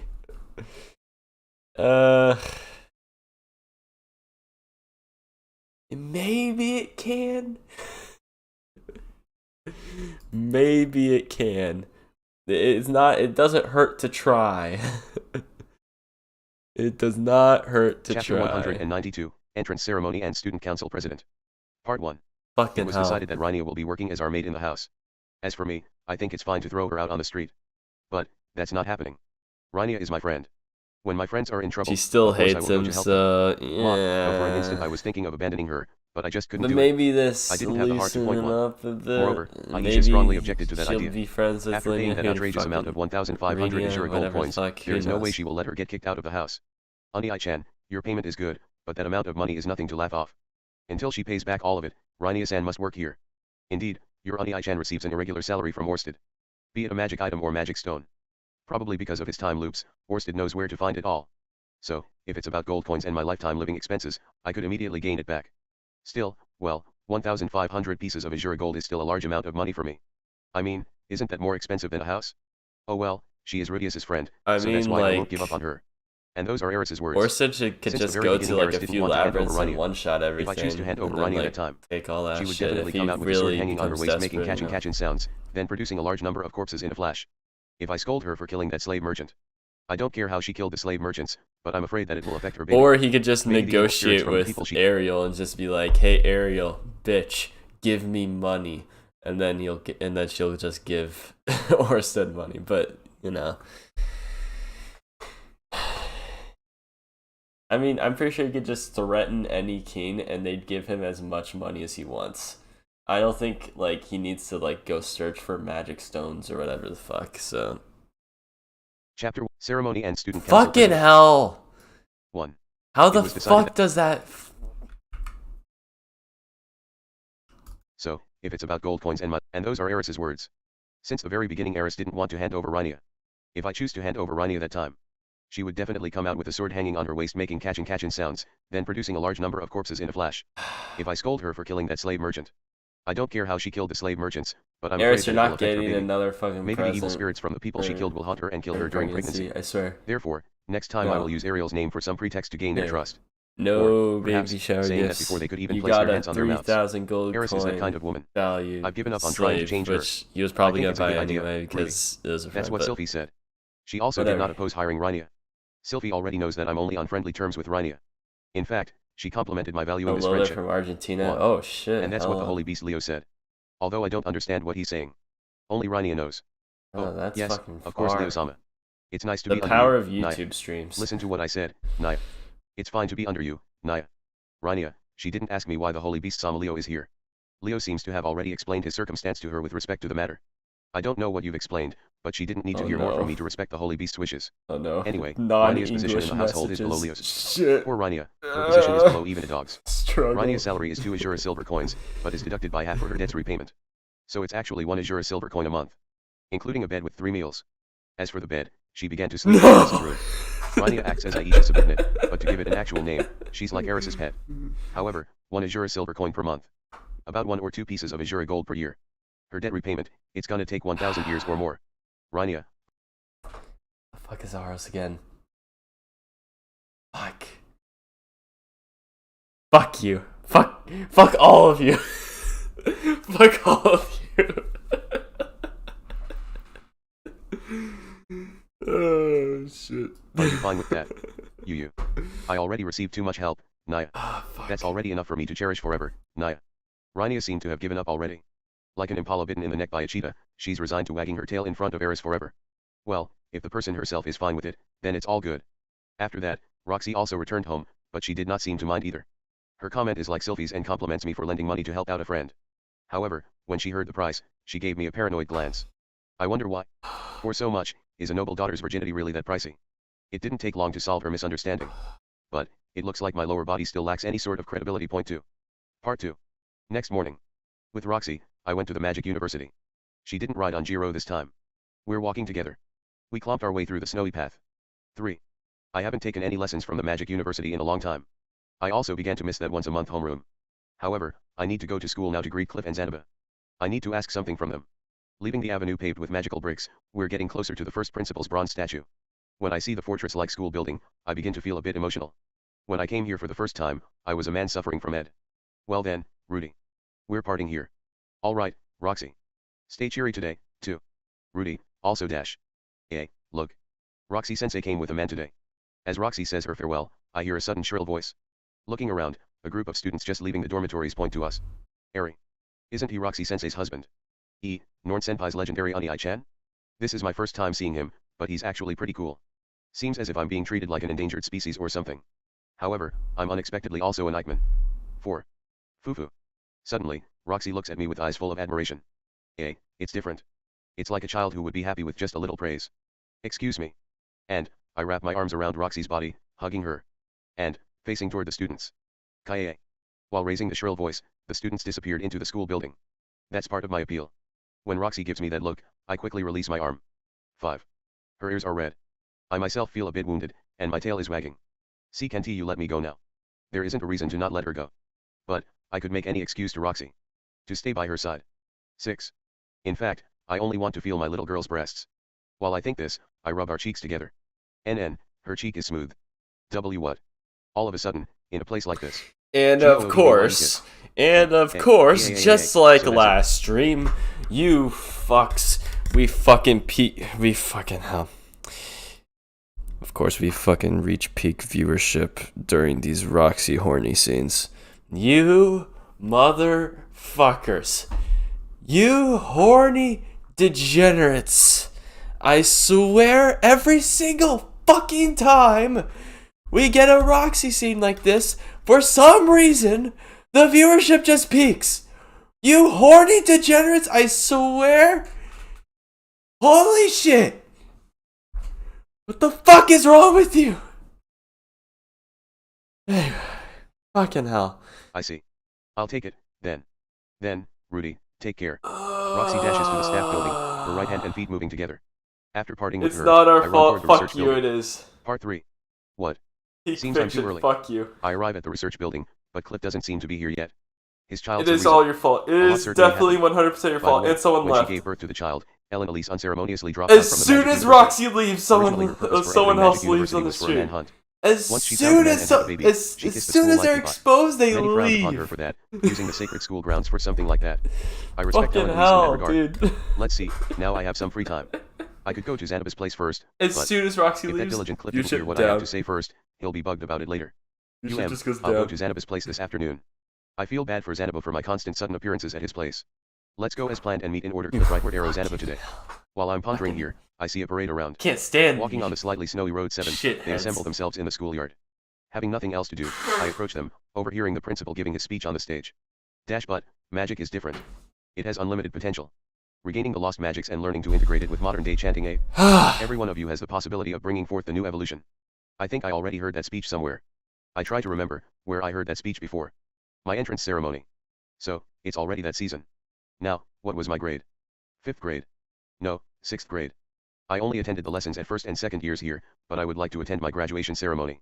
Sylvie also dropped out from school after the debacle in the Azure Kingdom since it wasn't that important to her anymore. If I was already in my 6th year, then Silent Sevenster Senpai must have already graduated. That girl, I wonder if she went to her graduation ceremony. Most likely not. I have the feeling that these last few years, Nanahoshi got her hands full with learning summoning magic. Now, she seldom asks for my help. By the way, Perogius lends her a good deal of help. Otherwise, she wouldn't have gotten past the experimental stage. 9. Well, it seems that she only enrolled because of the school's facilities, and it doesn't look like any of it matters to her now. I'm here since I heard that I suppose she only wants to attend her graduation you're a ceremony in her grass starter previous world. main like myself. Anyway, Okay. I still feel a little anxiety toward Nanahoshi. My future self said that she found her own grim end. Let's keep an eye out for her when I I've have been some here free time. from the With an beginning. Nigerian I know between you chips in hand. have. Now, a speech from the new student council But these president. other While fucks reading decide over my to own come thoughts, in I here realized the principal's once speech was already Roxy over. shows We up. returned to the teaching staff sitting And place Rudy behind the starts podium. getting all And there I see Roxy sitting in touchy-touchy the middle with of the teaching Roxy. staff. I swear, every AAA, single Roxy time. sitting straight as a teacher. Must be nice. Among these freshmen I want to say, did you see that I beautiful mean, blue-haired girl? She's They're my probably wife. anime Probably. onlys. How's that? I can Like, take pride in that. because Right. like, 10. Chan Arye. because like, as an anime only, if you're an anime only and you choose like, and you can only choose Roxy to not be viewed as a pedophile if you're an anime only. That's the case. But unfortunately, you have to the three girls in the anime. You either pick really cute but really really young child, Eris, who gets of age technically in the show, but she's still 15, so fuck you, child. And then Roxy, who's like 50, but looks like a child and is also a pedophile herself. You don't get much. You don't get many choices in the anime, do you?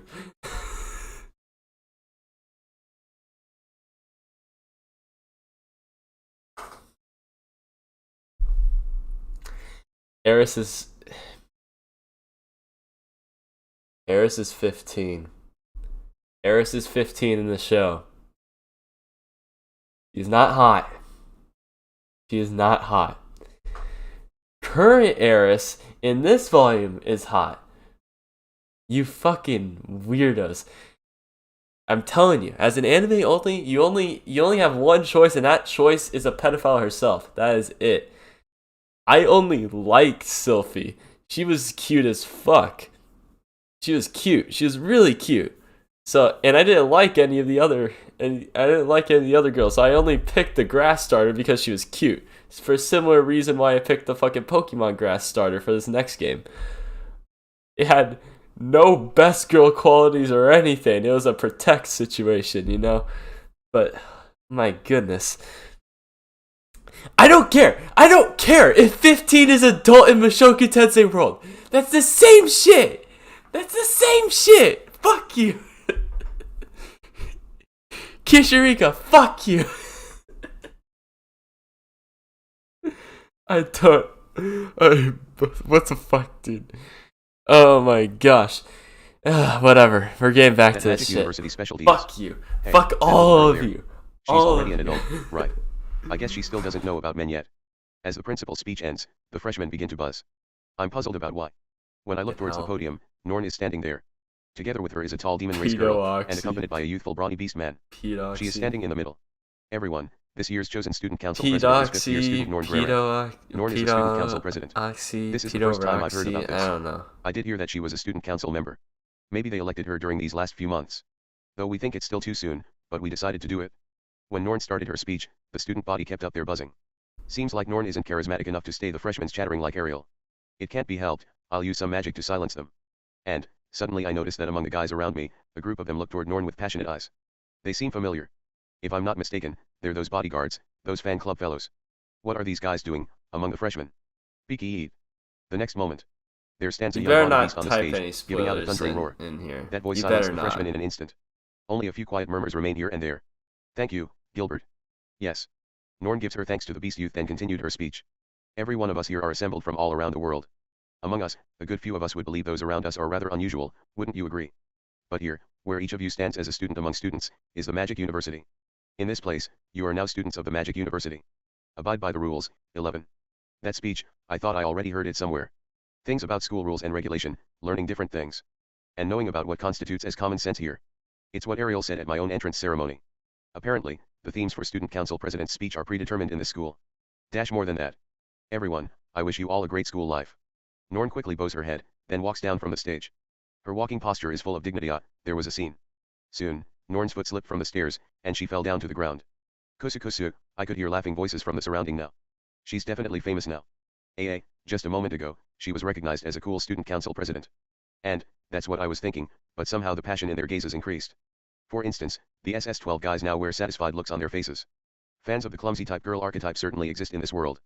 But, a student council president in her 5th year. Norn's definitely doing her best. Your brother is proud of you. Paul Soul looks on from the grass field behind me, taking that big picture of Norn with his tripod camera. I'm filled with an unexplainable feeling. Keeping up with her studies, practicing swordsmanship, Good job, doing her best Norn. with her student Good council job. work. Good luck, job. Norn. Alright. I also must do my best. Staying at my best even after this, protecting my family from Hitagame. So that's the rumored Norn Grere. She's AC, no, AB if I factor in my expectations. And immediately, I hear a voice that kills my excitement at my side. What this guy just said.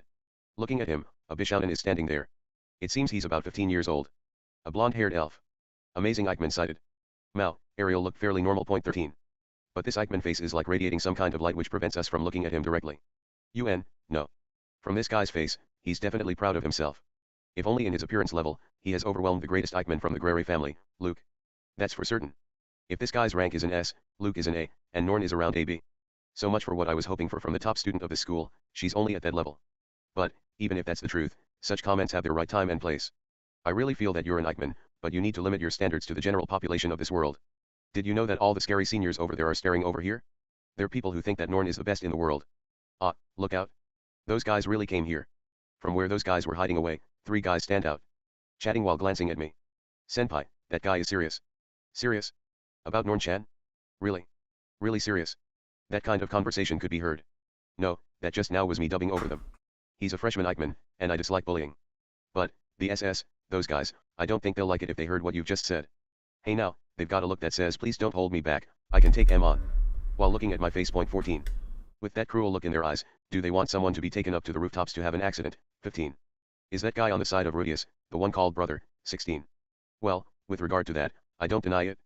I certainly know about the Rudius hard faction. Point 17. But I created such a thing. You can't win against me. Point 18. And, when I see this guy, our eyes meet. You think so too, right? That Eichmann is looking at me, and his eyes ask for my approval. What's with that? Well, well, Rudius himself is a great person, I think. But, Norn-chan also does her best, right? Ha. Puzzled by their reply, the Eichmann laughs at them. AAA, I'm sorry. Humans in this town, everyone is scared of Rudius. But I desire peace of mind. My name is Rayfold. From Elven Village Magnafold, and I'm son of its village chief. I don't have any reason for clashing with Rudius. Thank you very much for your polite attitude. But, in such a situation it's a bit hard to introduce myself. How about this? For the time being let's introduce myself as Rudrenma. Both of us, we go to different courses than Norn. In these last several years, there is only one addition to special student. I wonder if you're here as a preparation to become village chief of Elven Village. Oh. I see, same as Rania and Purusina. Coming from a faraway land, they come all the way here to study human society. Certainly I will stand at the top of this school. Even that Norn girl, will become my woman. No, that's something I can't let you to do. No matter what your circumstances, I won't let you have Norn for such a reason. This Ani-san won't permit it? Good, you have that good look in your eyes, come with me. Ha. Possibly, that might have sounded like I was trying to recruit him as my underling. Now come to think of it, I don't have any underlings. But, somehow I can feel some eyes looking in our direction with envying looks. Before he does something to interfere with Norn. In this situation, as her brother, what should I do? You Although better watch out, kid. Norn right now, somehow it still feels like I need to do something. Fucking hell. Helping Norn too much is unnecessary. Fucking hell. It would seem like I'm being overprotective. Norn is You probably are very not well protected in this school. Gonna even Although get Rayfold is a village chief close candidate, he shouldn't have any political to power in Norn. this country. Not even. Norn has her not even helpers, close. and her bodyguards fan club at her disposal. Although I still feel like I should handle this business myself. What should I do? Leave that guy alone. Then, another person's voice rang out and joined us. Somebody help put an end to this. With some hope in my chest I looked back, half expecting to see a familiar face. My name is Minal, son of village chief of Biinal village. A dwarven village. Who is this guy? It looks like he is also a freshman. His attitude is so high, but his height is only half of us. No matter how you look at it, he has the face of an adult, he even has a stocky mustache. He's obviously of the dwarf race. How naive of you thinking that there is only one special student. Don't make me laugh. I too am special students of this term. Ah, that was unexpected. Looking down at that dwarf face, Rayfold was surprised. Oh, isn't that me? Long time no see, right. Apparently, they seem to know each other. I guess the elven and dwarven villages are close to each other. So even their village chief's sons are acquainted. Well, so this year's special students are the two of us. Nope, that's also wrong. Gofufu 19. That's a unique laugh, I wonder if the Mi-NAL lineage has a unique way to laugh. There's someone hiding behind Mi-NAL's shadow. A small boy about the same size as Mi-NAL, another dwarf race? His race. No, that child is different. He is probably from the human race, a youth from the human race. Child's His age is about just 7. built His face is different, familiar. dude. He looks like someone from the Azura lineage. Hey, introduce Yeah, yourself. adjust The boy this. introduced himself Give with me a trembling sec. voice. My name is Granel. Granels of I'm Azura. good. I'm the second son of Azura Kingdom's first prince, Grabbles of Azura. I was perplexed. Grabble's son. This boy. Why is he here? I wonder, is it for revenge? For that incident in Azura Kingdom? Is he here on some assassination mission? This late? Why did he send such a small kid? That, father lost in the political game, we are in dangerous situation. Oh. I got it. Grabble, in the off chance that Ariel would assassinate his sons, he sent them out of the country to escape. Hey, come to think of it, this is the second son. I wonder if A Grabble's whole eldest son slice is in of another life. country. No, it's different. This country, Yeah. Renault Kingdom, is full of Ariel's Norn supporters. going through a Yet he whole was sent to this slice country, of life so he might be school some arc kind of right hostage now. for Ariel. In this world it looks like there's a custom for sons to greet people while Basically. saying their father's name. I wonder if he doesn't care about the consequences? I see, we are alike. People from various places chased from their villages for some reason, and now we three meet each other in this place. I don't have any particular reason to get chased out. Because I am only third in inheritance. Okay, it's good. Everyone has their own circumstances. You must have heard some rumor. You too. The elf Eichmann put his arms around me and Al and Granel's shoulders. Ma, as fellow special students, we should help each other. If we join our power, becoming the top in this university is not a mere dream, right? OH. Iito, please take care of me. I don't know what The happened, true but it looks like the top. special student The freshmen immediately true befriended each other top. during the entrance ceremony. What a The beautiful sight. Grey Rat family. Just for now I'll forgive him about the matter regarding Norn. Rudy's Everyone wants to show off their That's character the when they're peak. starting their first year of school. Can you reach that If you're a top? second year and muttered that B rank crap, I won't let that slip. Well, Do you anyway, think I want you to say can to do your reach best. that top? Oh, so this is this year's gathering, Naya. I'm not sure While I was about being deeply that. affected by that sight, someone spoke up from outside the freshman crowd. It's quite a high I recognized bar. that voice. Until a few years ago that was the voice of one of the troublemakers in this school. Looking in that direction, I saw a cat-eared girl with one hand in her pocket making her way over here through the crowd. It was Rania. Shouldn't she be working as a maid at home? Why is she here? What the, aren't you Rania senpai? Who? You know, the boss from 2 years ago. Some kind of delinquent. Why, didn't she graduate already? Her surroundings are perplexed. She walked straight to me. Hey, boss. Oh, what's the matter? I came to deliver Roxy-sama's lunch that she forgot to bring Naya. Originally I want to deliver to the office Naya, but it looks like she is here Naya. So that's it? Instead of coming during lunch, Aisha must have sent her over before classes began. Roxy seems to forget to bring her lunch on a regular basis. By the way, I didn't bring any lunch. It's not like I didn't want to eat a homemade lunch, but I already planned to eat out with my friends as a way to communicate. Then I noticed, those two freshmen who were talking with high spirits from before, averted their eyes from here and watched their feet. Oi, why didn't you come to talk? I mean return to the Great Forest. I also want to ask. What? Those two guys spoke in a small voice, only Granel-san looked puzzled. Ari. So Rania noticed them. These two are also from the Great Forest. She raised her hand to them in a friendly manner. Oh why, right, me. Those two were trembling and faced away. It seems they're acquainted. Hey, did you come here from the Great Forest, Naya? Hasn't it already been about 8 years? Hey, I missed you, Naya. Are you healthy, Naya? Hey, face me, Naya. It's no good, there's going to be a quarrel. Naya. Era. Nya. Rania's eyes, that's the look she has right before a fight. Hey now, even Is that Granel boy is scared. Nya. How No, dare you? you're mistaking me for someone. I also didn't know someone with such a name. Oh. Rania grabbed those two heads and turned them toward her, saying Yakuza-like lines. Like, it felt that line just a minute your loan is not that little. Completely like that. Perhaps, it's a fatal thing, to carelessly leave Naya? 8 years have passed. I see, your memory needs to be refreshed Naya. So, somehow I understand the relationship of these three. Persona and Rania are the bosses, those two are their henchmen. Even if she herself is a slave now, this girl has the strange sense of a boss. And, no, there is no way it's true. Since I heard someone who left the Great Forest will become someone else entirely, 20. Pu, Persona-san, and Rania-san have become really beautiful. For a moment I thought that you were someone else. It was like that, please forgive our rudeness. Well, slowly, they're self-destructing. The surrounding freshmen have become frightened and retreated to a distance. New students, it'll be bad if you think this is a scary school dominated by violence. The Magic University is Roxy's alma mater, it's our university. This is a glorious university designed to teach and practice magic. So, I'll give a little help to these cute freshmen and save them from the clutches of their delinquent senpai. Hey, what's going here? What? Our surroundings suddenly became noisy. The crowd was split into two. Someone, walking toward our place. Soon, that person showed up. Bright blonde hair inherited from mother, with eyes full of motivation. It's Norn. Student Council President Norn Grere. Following from behind, a brawny beast race youth and a magic race girl. Looking at the two people behind her made me remember Ariel. Okay. Norn. You made a blunder a little while ago, but now the opponent is Rania. Now say something, show off your dignity as Student Council President. Okay, I won't allow Rania to say anything.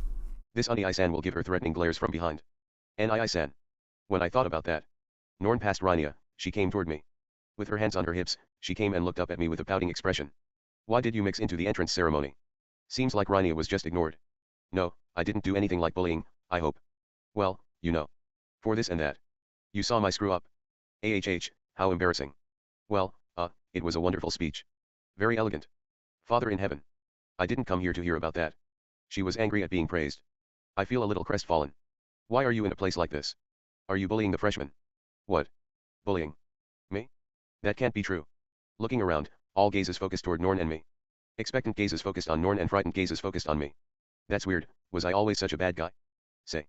What did you do to this child? No, nothing. Just, they were saying a few bad things about Norn and Uni-san just wanted to. Such as, let's see B rank. I'm already used to that sort of thing, so please stop it. Look, they're scared now. And, no, they're scared of Rania, aren't they? Rania-senpai is working for us, so it's definitely Nii-san's fault. Oh, shit. 21. So that's how it is. I failed to see this from that point of view. Me as the big bad Banshu with Rania as my henchman. Damn it. Is it because of my daily conduct? I mean, listen Nii-san. What? What is it? This Nii-san is almost weeping, you know. Any more than this. Are you trying to deliver the final blow? Some time ago, Roxy said it. Rania-senpai became our slave. What are you after? That? There's no way around it, a slave is a slave. Instead of us shouldering her debt, she's simply working it off at our home. That way, no one loses. Clearly, Norn's lips are puckering while she frowned. Really, rather, Rania please, help me. I don't have any evil intentions whatsoever. Norn-chan, what boss said is true, Naya. He already saved my life, Naya. Rania while rubbing her hand together approached Norn. The two freshmen showed a relieved look. Seeing that, Norn sighed. So that's it? Well, alright. To be honest, I would have probably done the same thing if I saw her under those circumstances. She believed me. But, Rania-senpai, you've already graduated. Please stop causing problems at the school. Is that a problem, Naya? Akaki, and I was just greeting a couple of my old acquaintances. Alright, it's my bad, Naya. If I ever become the center of attention again, I'll get out of here, Naya 22. Norn looked up with a disgruntled look, and Rania scratched her head and bowed down. I feel kind of bad for her.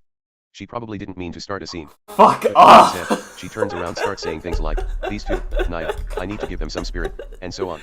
Apparently she still has more to say. Oh, she Hearing did, that, didn't the two she? freshmen become even more Fucking frightened. hell. Diverting her eyes from Rania, Norn faces me again. Nii-san, I'm glad that you're trying to protect me, but please don't help me too often. I can settle things on my own. Right, I'll keep that in mind. When I lower my head, I could hear raised voices from our surroundings.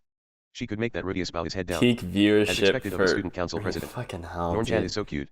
Is it so rare for me to bow my head down? Me bowing is a daily occurrence. Well, whatever. Norn's reputation is going up, so I'm fine with it.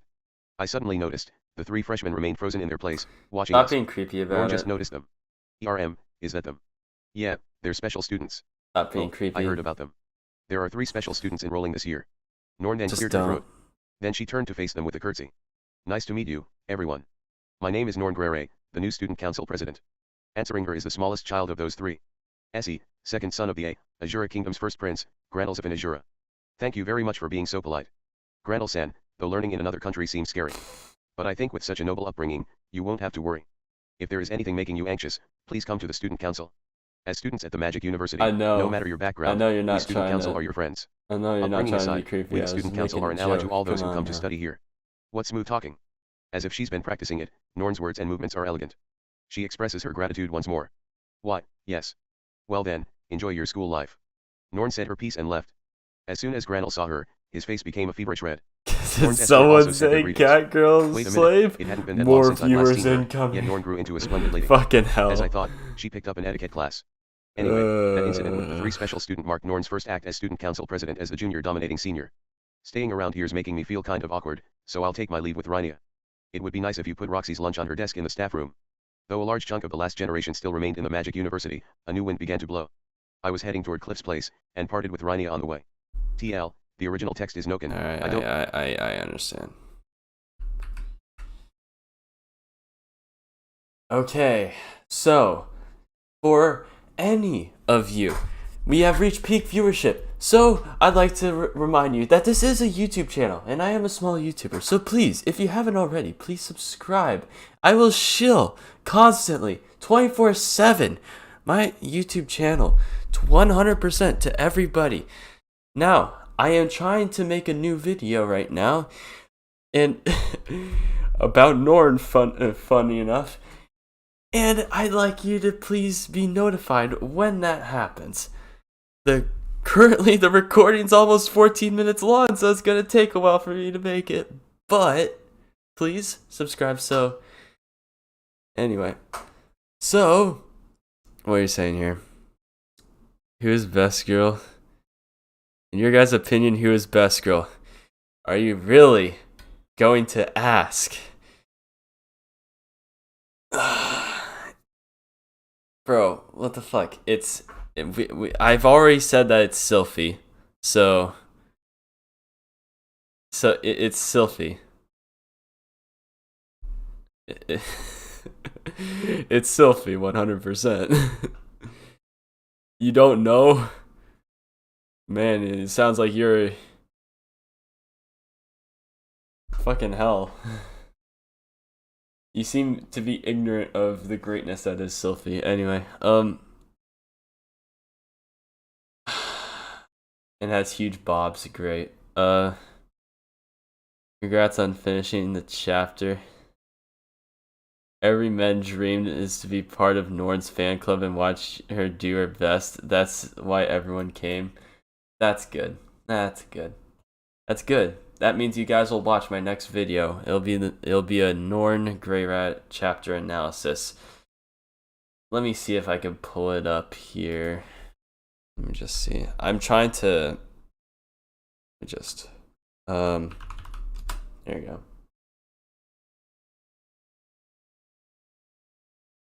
Let me give you a sneak peek.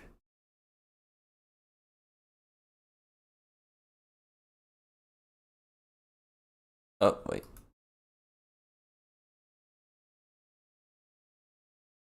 Wait a second. There is no fucking... Okay, yeah. Here we go. So, I'll give you a sneak peek.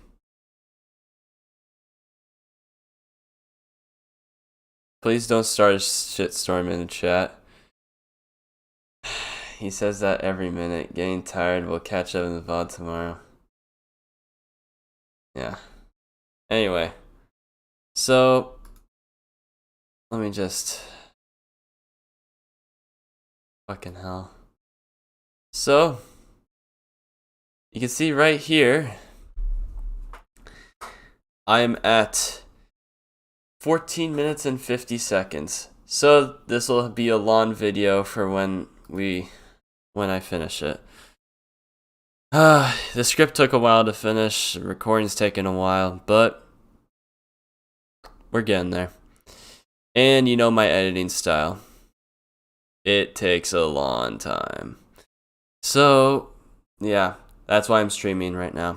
To keep you guys entertained while waiting for this thing to come out. So, good old Audacity, yes. So anyway, we can get back to this. Once again, if you have not done so already, I am going to look at this real quick. Great. Good to see that one of you did. Alright. We could continue. I'd say 1 subscriber is good enough. Chapter 193, Research Progress. Part 1. Recently, I was thinking about Cliff's character is stopping more right known for here, his eye patch. but... Cliff's initial, which is carved into his eye patch, is stylish indeed. Looks like Ellen Elise was the one who made that. However, while wearing it, it made him look more threatening instead of more fashionable. Compared to Ghislaine, he also has less muscle. Ariel's regime, the son of the first prince. It is likely this will bring more trouble. When Cliff attended homeroom, it seems like that trio had introduced themselves. He sighed at the thought of the trouble in the future. Since I don't think he is a hostage of Ariel-sama, please get along with him. Don't be so negative, it isn't like he was involved in his father's political war. I know that. Well, at least, be careful so that guy won't be going out with your sister. I will. While conversing with Cliff, we entered his laboratory. Ellen Elise is there. She's rearing her child. Ellen Elise has lived for several centuries already, I wonder how many children she has now. But Cliff's child is especially cute. Clive is being raised like royalty. Point 1. His mother is also experienced in raising children, so I'm sure he will grow up into a splendid child. Well, shall we go? Carrying 3 wooden boxes from the laboratory, Cliff is walking next to me. Each wooden box is 30 centimeters square sized on each side. I'm carrying 2 of them. They're heavy. Thanks for the help. No problem at all. The Carrying best them, couple. we left the research building, and continued our way Cliff going out from and the school. Elise. How is Good Clive's to health? see that they're doing He well. is growing up healthy, but he still cries at night. It will be busy. It reminds me of my time in the orphanage. So Cliff Senpai grew up in an orphanage. In the orphanage, there were many abandoned children. But, I thought of myself as the only one who was special. Thank you, Really? good sir. We were headed towards the city Thank outskirts. you, good We used a sir. horse-drawn carriage ever since we left the university, and that carriage would bring us to the city's gate. We're sitting side by side inside that horse-drawn carriage. Cliff Senpai is splendid, I'm sure you will become a fine father. I can't do anything yet. Lisa is there, so I must look decent at least. But, I don't think so, he was just born 1 month ago after all, so it doesn't count as not participating in raising the child. Even raising a child has many forms. In your case, there is your wife and your maid, you could learn from her maid. So it's not really that hard. Cliff, with the wooden box on his knee, said that like he finally understood something. As a servant of the god, if I can't watch over my child's growth every day, I will be a disgrace. If you say so, Father Cliff, then that child will definitely be saved. Now I want to go back and make a confession. I was unaware of it, but Cliff already successfully passed the test to become a father in the Mealy's religion. It's not formal yet, but he could still work for the church due to his lineage. He didn't only research. As expected. He still thought about it, returning to his hometown. This year is my 6th year, while Cliff is in his 7th year. My senpai will graduate next year. Cliff senpai, what are your plans after graduating? I don't know, as I haven't contacted my grandfather yet. But, I think once I return, I will tell him that I'm already married and have a child now. I will miss you. At that time, I will still be working for Orsted to defeat Hitagame. Hitagame might be targeting Cliff according to the future diary. I don't have a plan to persuade Cliff yet. In the first place, I've never heard of Cliff's circumstances. That's still a year from now. You're right. While we were talking about such topics, the carriage arrived at Sharia's southern gate. We paid the money for the driver and continued on foot. Leaving the gate, we headed towards the southeast. After a while, the main office of our company came into sight. As a building on the outskirts, it's considerably big. It's surrounded by a fence to ward off trespassers. But, after a while, I finally understood. That time, you lied to me after all. Yes, you wouldn't have believed me no matter what, because of that curse. I won't blame you, with a curse that powerful. Look. Even at this distance, I'm trembling. Having such a conversation, we moved to the front door of our office. There are the words staff only written on the door. I took the key from my breast pocket to unlock the door. Although I took the key out, I didn't actually use it. From there, we went to the inner part of the room. Ugh. The instant the door opened, Cliff shivered. Glancing over here from behind the luxurious wooden desk in the middle of the room, Orsted was writing something. His grim face is the same as ever. Cliff Grimal. Oh, yeah. As Cliff Grimoire. Yes. It's Cliff Grimal. It must be difficult for you every time. What do you mean? Somehow this way, it's fine as it is. Granting my request to meet Orsted, it means so much for me. Orsted-sama. Let's start this quickly, there are 3 today. Cliff and I placed the wooden boxes on the desk. Opening one of them, Orsted removed its contents. The box contains a full-face helmet. Other boxes also hold the same. Only their colors are different. There are 3 colors in the order: black, brown and gray. Please, wear them. Orsted didn't say anything, pushing his head inside, he now wore the helmet. While only wearing a helmet without body armor, he is giving off the impression of a suspicious person. In my eyes, he is getting even more scary. Cliff senpai, how do you feel? It's no good, it's even worse than before. Well then, the next one. And so, Orsted wore the 3 helmets in order. Looking at Cliff's reaction each time, I confirmed their effects. Afterwards, we listened to Cliff's opinion. As I thought, after trying these 3 in turn, one trying to convert the magic via the flux method, it seems to have backfired. Come to think of it, the magical power of the curse itself must be very high too. Its magical power. Orsted-sama, as soon as I could feel the appearance of your magical power, I thought I could sense the curse being invoked. Well, what about covering my whole body with some anti-magic material? By putting you inside a box without a singed crack, that way the curse won't be invoked, but that wouldn't solve anything. It is as you said. This is what we're trying to do, researching Orsted's curse. Over this past year, Cliff has been conducting some experiments with research of Elenali's curse as the basis. Cliff was able to determine that Orsted's curse is focused around his head. So Cliff has focused on suppressing the curse with helmet-type tools. Cliff is very determined in this subject, to test the limits of the effectiveness of his anti-curse tools. Sometimes, some progress was made. Currently, with the latest version of anti-curse helmet, Orsted's curse is weakened a bit. It was only a small effect. Even with this helmet on, children began to cry when he walked in town, stray dogs would get scared and run away immediately, and horse-drawn carriages slipped. However, Eris and Sylphie's attitude was able to soften when facing Orsted. Well, that's enough for now. You might say, it has changed from he is the enemy of living beings to an evil boss. It seems the type of fear is different. As for the result, females could somehow judge it more clearly. Luckily for me, Orsted's curse has no effect. In the middle of his research about Orsted, Cliff was able to understand that I lied to him. Point 3. It is an important step. I have some complicated feelings about this, but we'll manage somehow or another for the time being. Although, there is still a long way to go. At the present, the helmet size is about twice as big as Orsted's head. There isn't any ventilation for air to enter, it didn't have an eye visor before, and he couldn't hear or speak. It is not a thing that can be worn for a long time. Really, still a long way to go. Though Cliff succeeded in creating it in 1 year, it isn't just a fluke. It is the work of a genius. As it is, the research is progressing. Orsted could now walk near the town gate. As for Cliff, he is satisfied with the results of the research from a curse on someone else and plans to develop a new anti-curse tool for Elenalise. It's regrettable that he must return to the research of Elenalise's curse, as her curse is starting to flare up again after the baby is starting to mature. But worry not. He just needs to quickly make his second child. Well then, the next one is also 1 month later. No need to hurry, Cliff Grimal. To think that you had such talent. Tha, that's right. Since I'm a genius. Towards the result of Cliff's research, Orsted could only be astonished. Apparently during his long loops there was a time when he tried to do something about his curse. But, even after several hundred years of research, it didn't bear any fruit at all. It seems he gave up in the middle of it. During his 200 years, there is no other person who made any progress in the research of his curse except for Cliff. But, isn't that because Orsted had no friends to help? However, the results came out. The next target is, one way or another, Cliff. His research study regarding curses is also included in Orsted's plan. Heck, I wonder if I have to lead him while he walks around. Before, it was walking around this office and the surrounding area.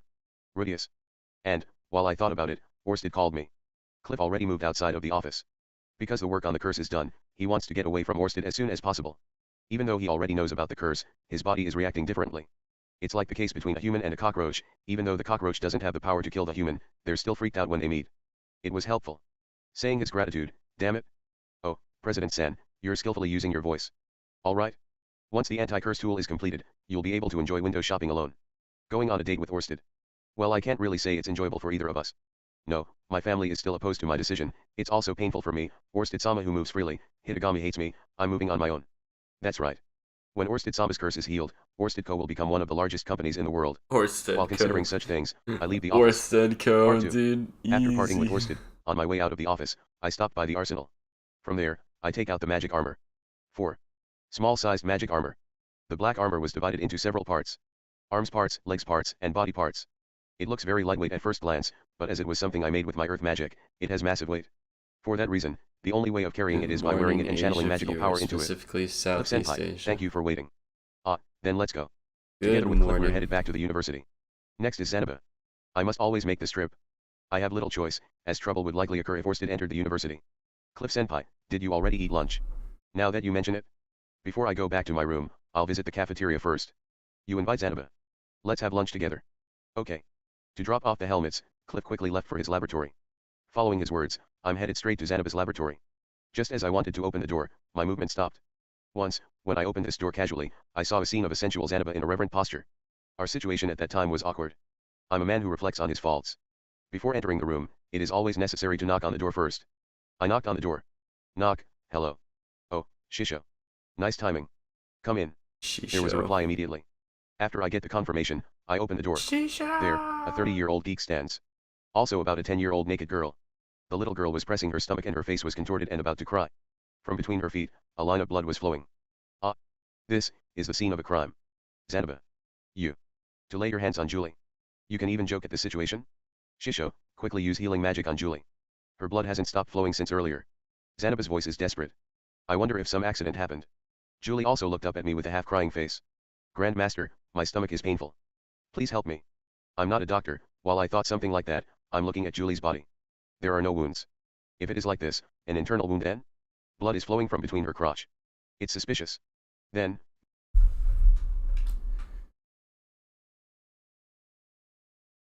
You know, sometimes you get scenes like this in Mushoku Tensei, and I just have to think, why?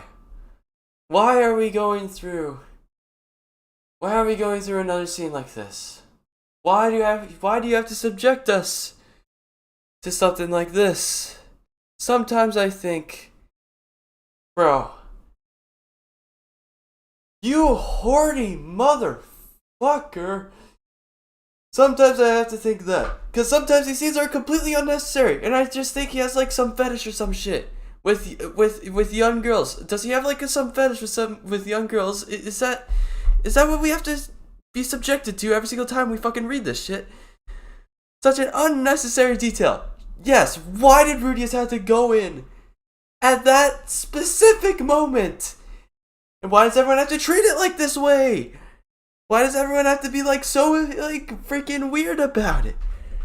I don't understand.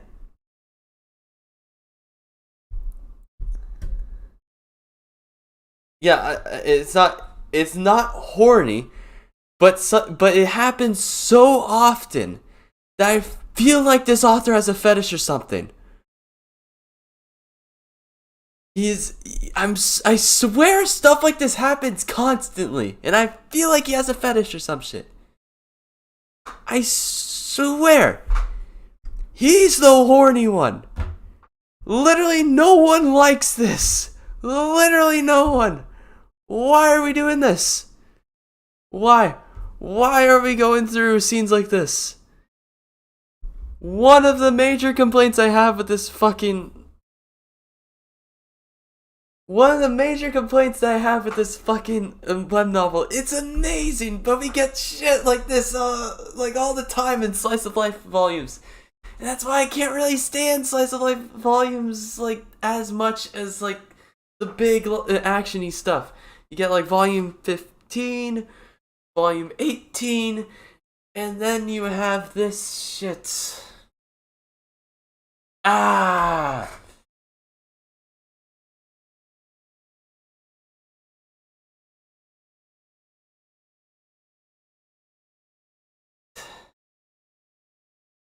I don't get it. Maybe, no, it must be that. Probably, I guess it's Menzies. Let's just call Ginger-san. E-A-H. So it's Menzies.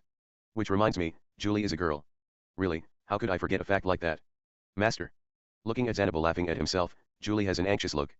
Julie is 9 years old, or 10 years old. But for her first menstruation to come this early, is that also a trait of the dwarven race? Or, is there some mistake of her age when we bought her? You might say, any of those two. So, before going to lunch, Just Julie, keep going so it it goes until Ginger away, returns, I is it all right guess. to leave you alone? Fucking hell. Master, please take me along. My goodness, Ah! Zenoyan, you're so popular. Hateful guy. Well, that's a nice idea. I'll buy you something to eat. Julie already became an adult. Adult, wait a minute, come to think of it, lately her magical power stopped growing. Soon, our plan will be put into action. Part 3. An hour later, Zanaba's laboratory. After that, meeting up with Cliff, we came back after we bought lunch. Currently, I'm facing 3 people while eating our lunch. On the side, Ginger looking after Julie. Rather than a knight, she looks more like a maid. Master, about the magic armor's performance, how is it? It was not bad, it could take a demon's attack. But, as I thought, I still feel a bit worried about its ability. It's fine against a demon, but will it be enough if the opponent is a swordsman? Defense power, resilience, and mobility. Because we sacrificed them all. But, to reach the prototype level, size is required.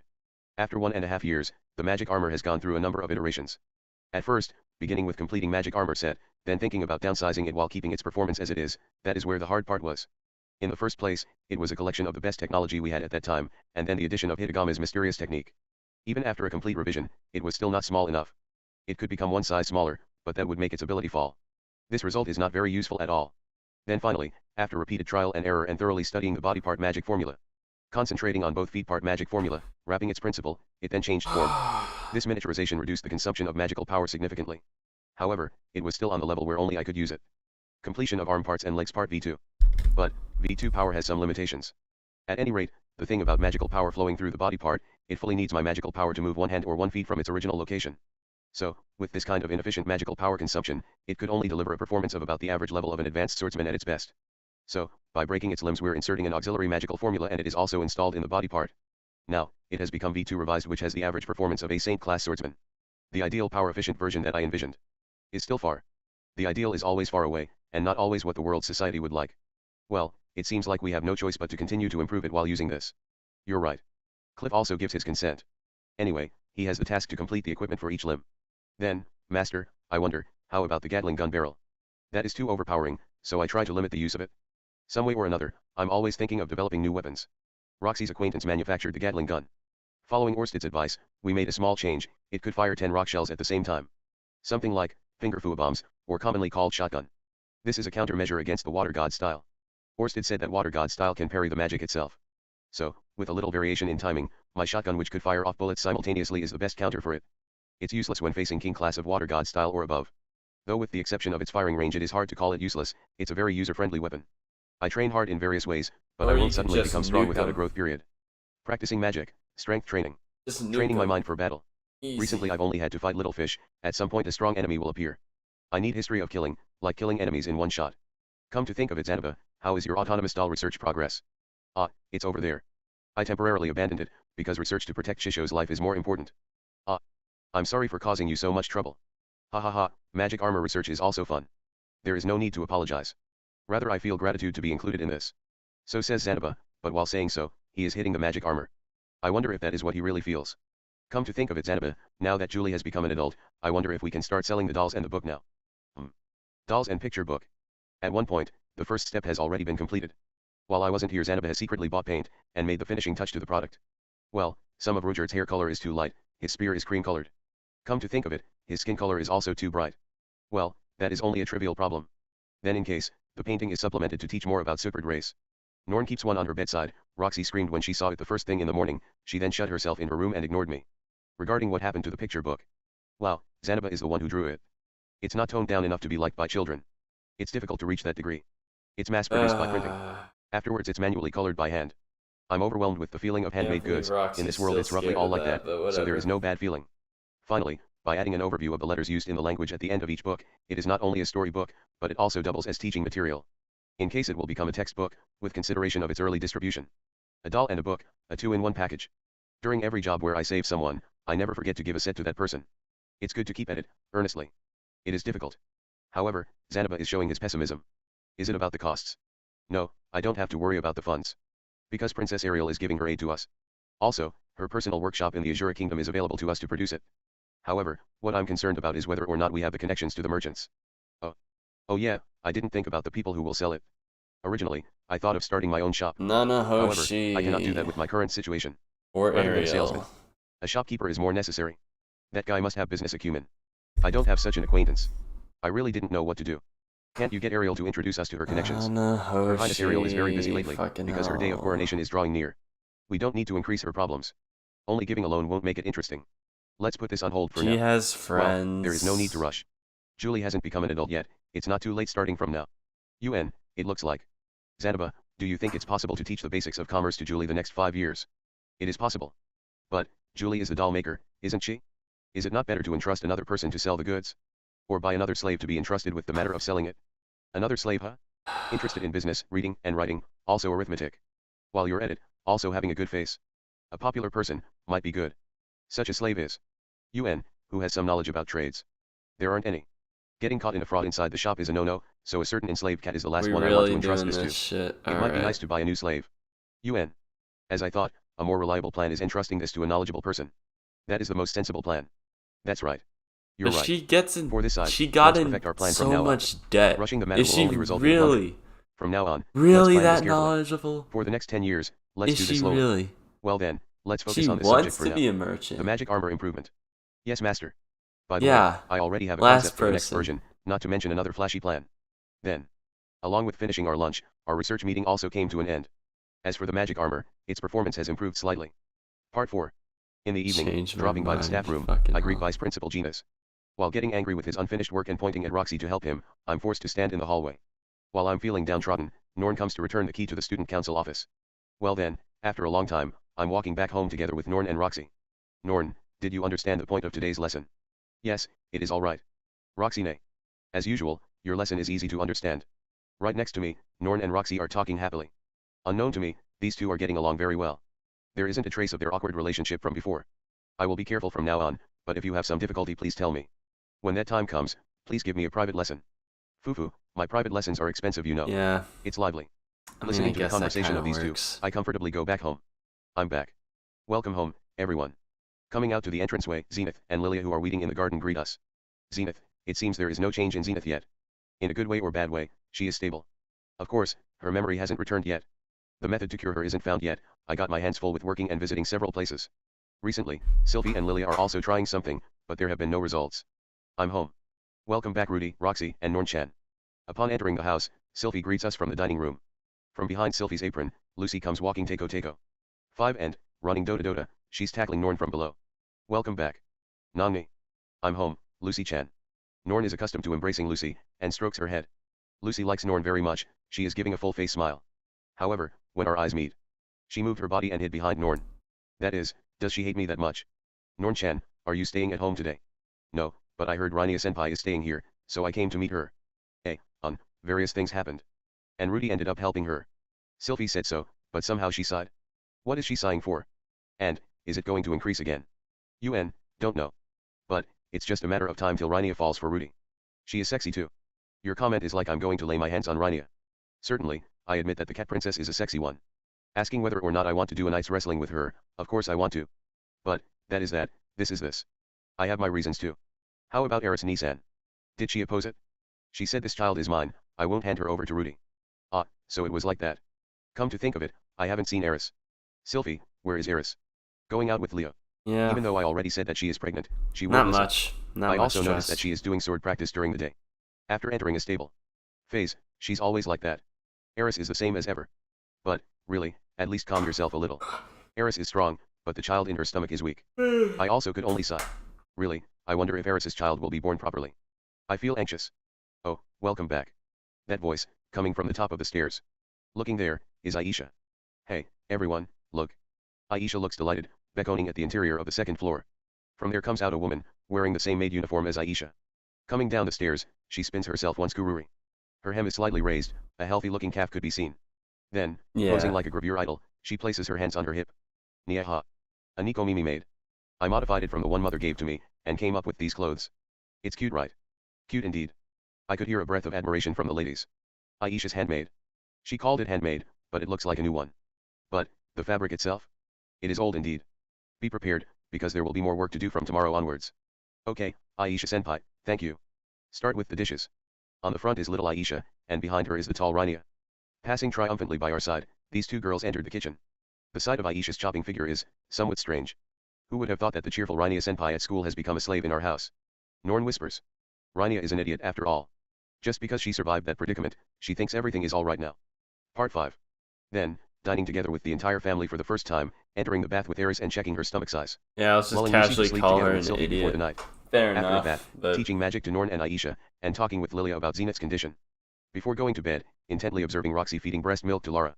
Finally, sleeping with Sylvie. It was a another peaceful day. peek, yeah. From tomorrow onwards, for a while, it will be a training period. You got, Let's do my okay, best. again. Japanese idiom, meaning with flowers and Let me butterflies. finish the chapter. Like you guys, as Kuva said before, you horny motherfuckers come in as soon as we talk about as soon as the light web novel, can't speak today, as soon as the web novel talks about a cat girl in a maid outfit, a cat girl maid. As soon as that happens, peak viewership, 100%, dude. Oh my gosh, dude. You fucking...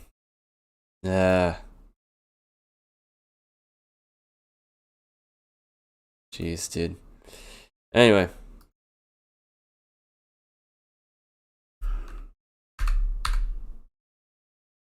Signs of household collapse.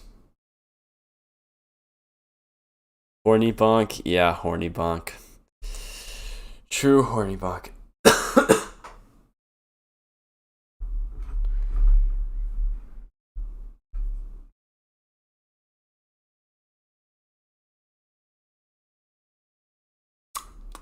Nicholas, you horny.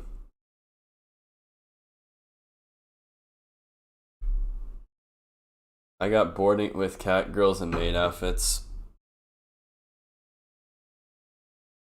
Okay, dude.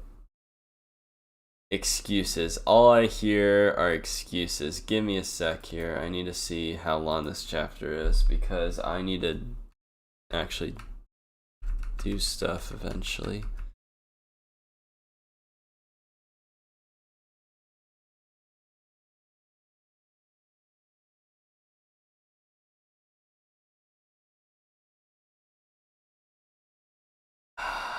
I can't do that.